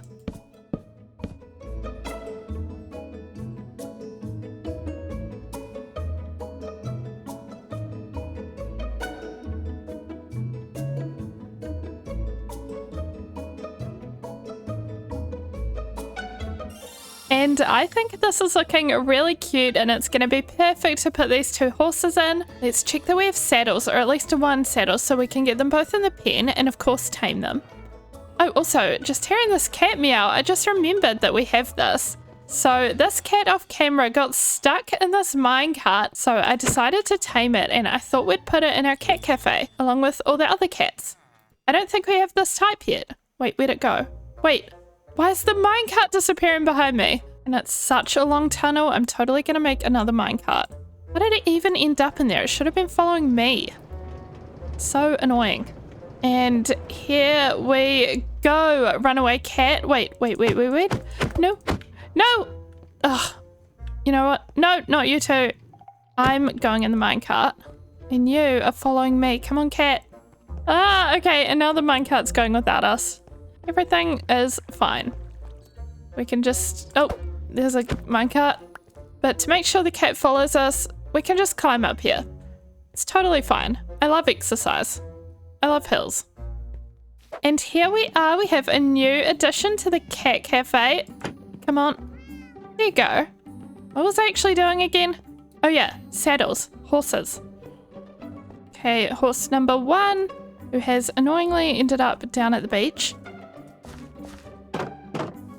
And there they are. And while we're on the topic of horses, someone in the comments wanted me to name my other horse Maisie, and we have a name tag, so why not? Oh, mine's horse. Are you still in here? Oh, hello. You are dubbed Maisie. Very cute. But getting back on with this area, I want to turn this into a wheat field and I want a path running through it. I was thinking a kind of organic path going all the way to this door. And we'll use coarse dirt, which I've gathered some of here. But let's start by just getting this path all shaped out and getting it in. Stop. I was using dirt. Look, this is coarse dirt. This is dirt. There's a slight difference. I'm so silly. What am I doing? Okay, this needs to not be in my hotbar, and this needs to be in my hotbar. Look, it's a Monday morning. The brain is still just waking up. And now we can go along a nice path. But let's make some crop fields. So we want a temporary little infinite water source. And we go like so. And let's get this going.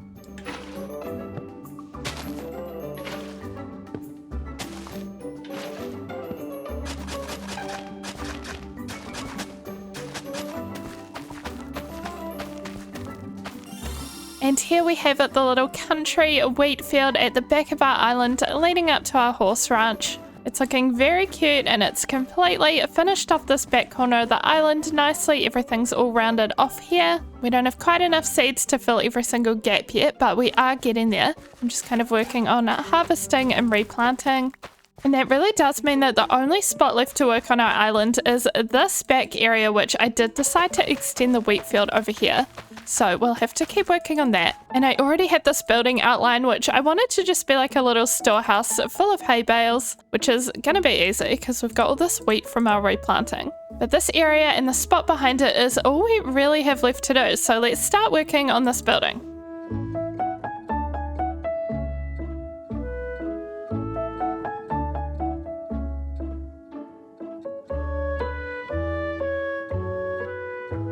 As soon as I finished that, I ended up moving on to the area around the back of the building. I made some of it into a beach and built a wall around the castle towers.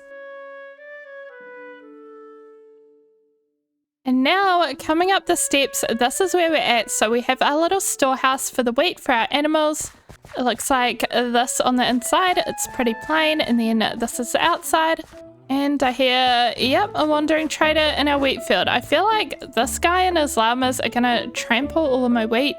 I don't do this often, but you're in a bad spot. You guys get tied up. Ow. They were hitting each other there for a moment. I won't kill the llamas though. Never. Anyway, so we've got this storehouse, we've got this wall going around at the back of here, and then I made kind of a gateway through here, which leads to this beach we've got, and we have all of this to deal with. So I've been thinking about what to do with that last patch of grass. I actually feel like some more wheat might do it. I know we already have a wheat field, but from a more distant view, it can look kind of balanced if there's yellow on both sides of the island. Let's have a little look. So if we turn around here, we can't see anything because it's raining. Okay, but you see what I mean? There's yellow here, maybe some yellow could go over there. And I also just want to texture this wall a little bit.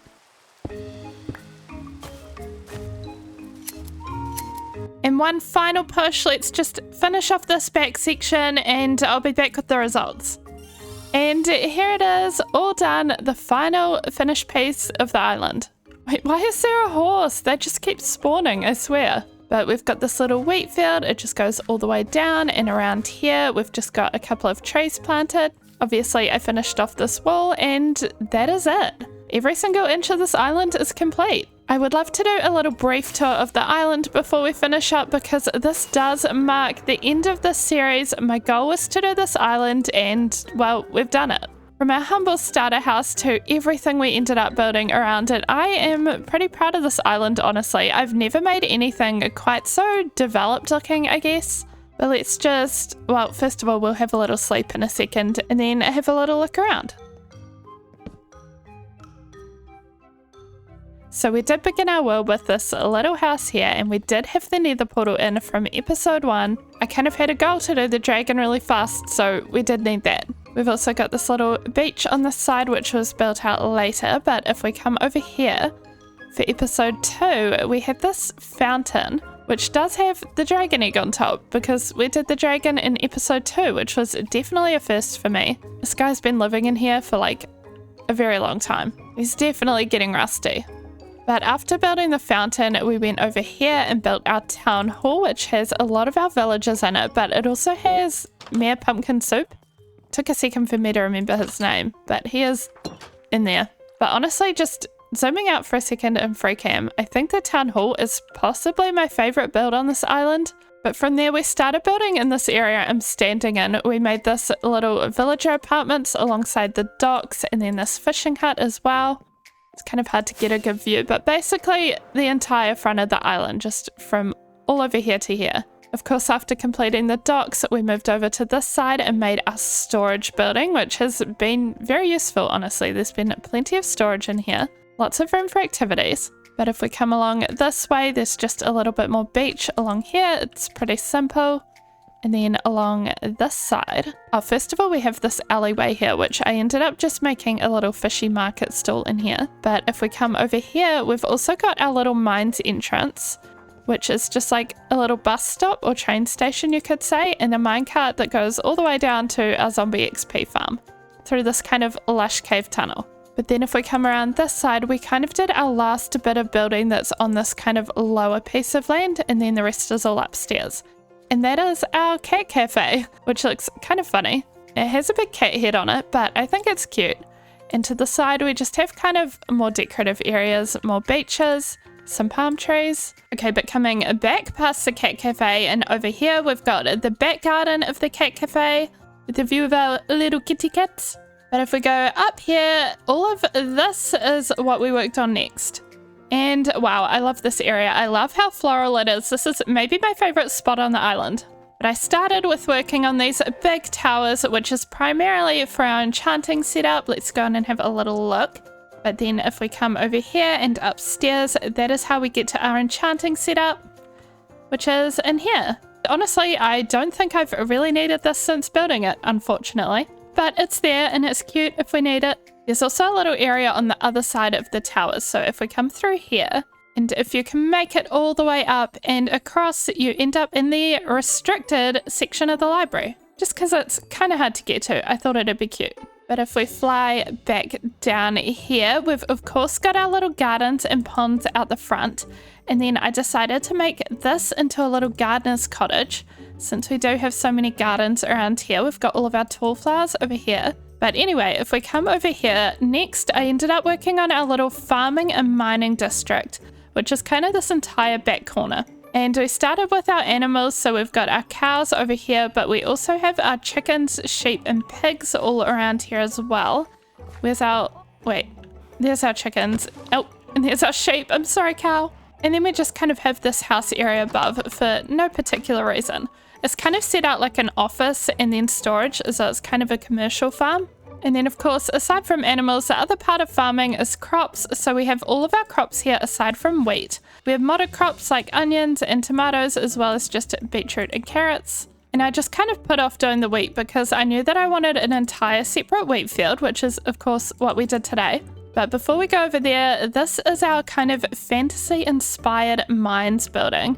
So I ended up doing a kind of staircase going all the way down to deep slate level here, just for ease of access for our mines, and then decorating this with different ores. And if we come out of the mines building, we can go over here, but it doesn't actually really lead to anything except a staircase back down. So we will head back over this way. And this is where we get to everything we were working on today. I did add a couple of these jacaranda trees as well though. But we have our little wheat field, we have our horse stables, and then of course through here, that's not really the way to go, to be honest. We should probably go over this way. Over here, we have our little wheat storage house. And then of course, as you guys have just seen, our island continues back over here. We've got our little wall, there's kind of the archway between the towers, which goes through here, and more wheat, of course. Gotta feed everyone somehow.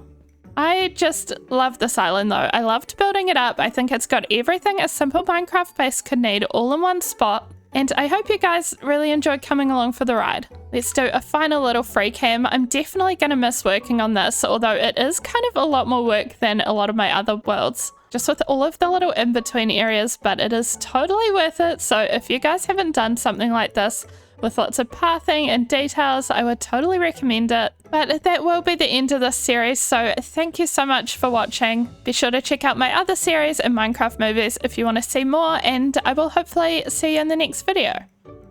Bye bye!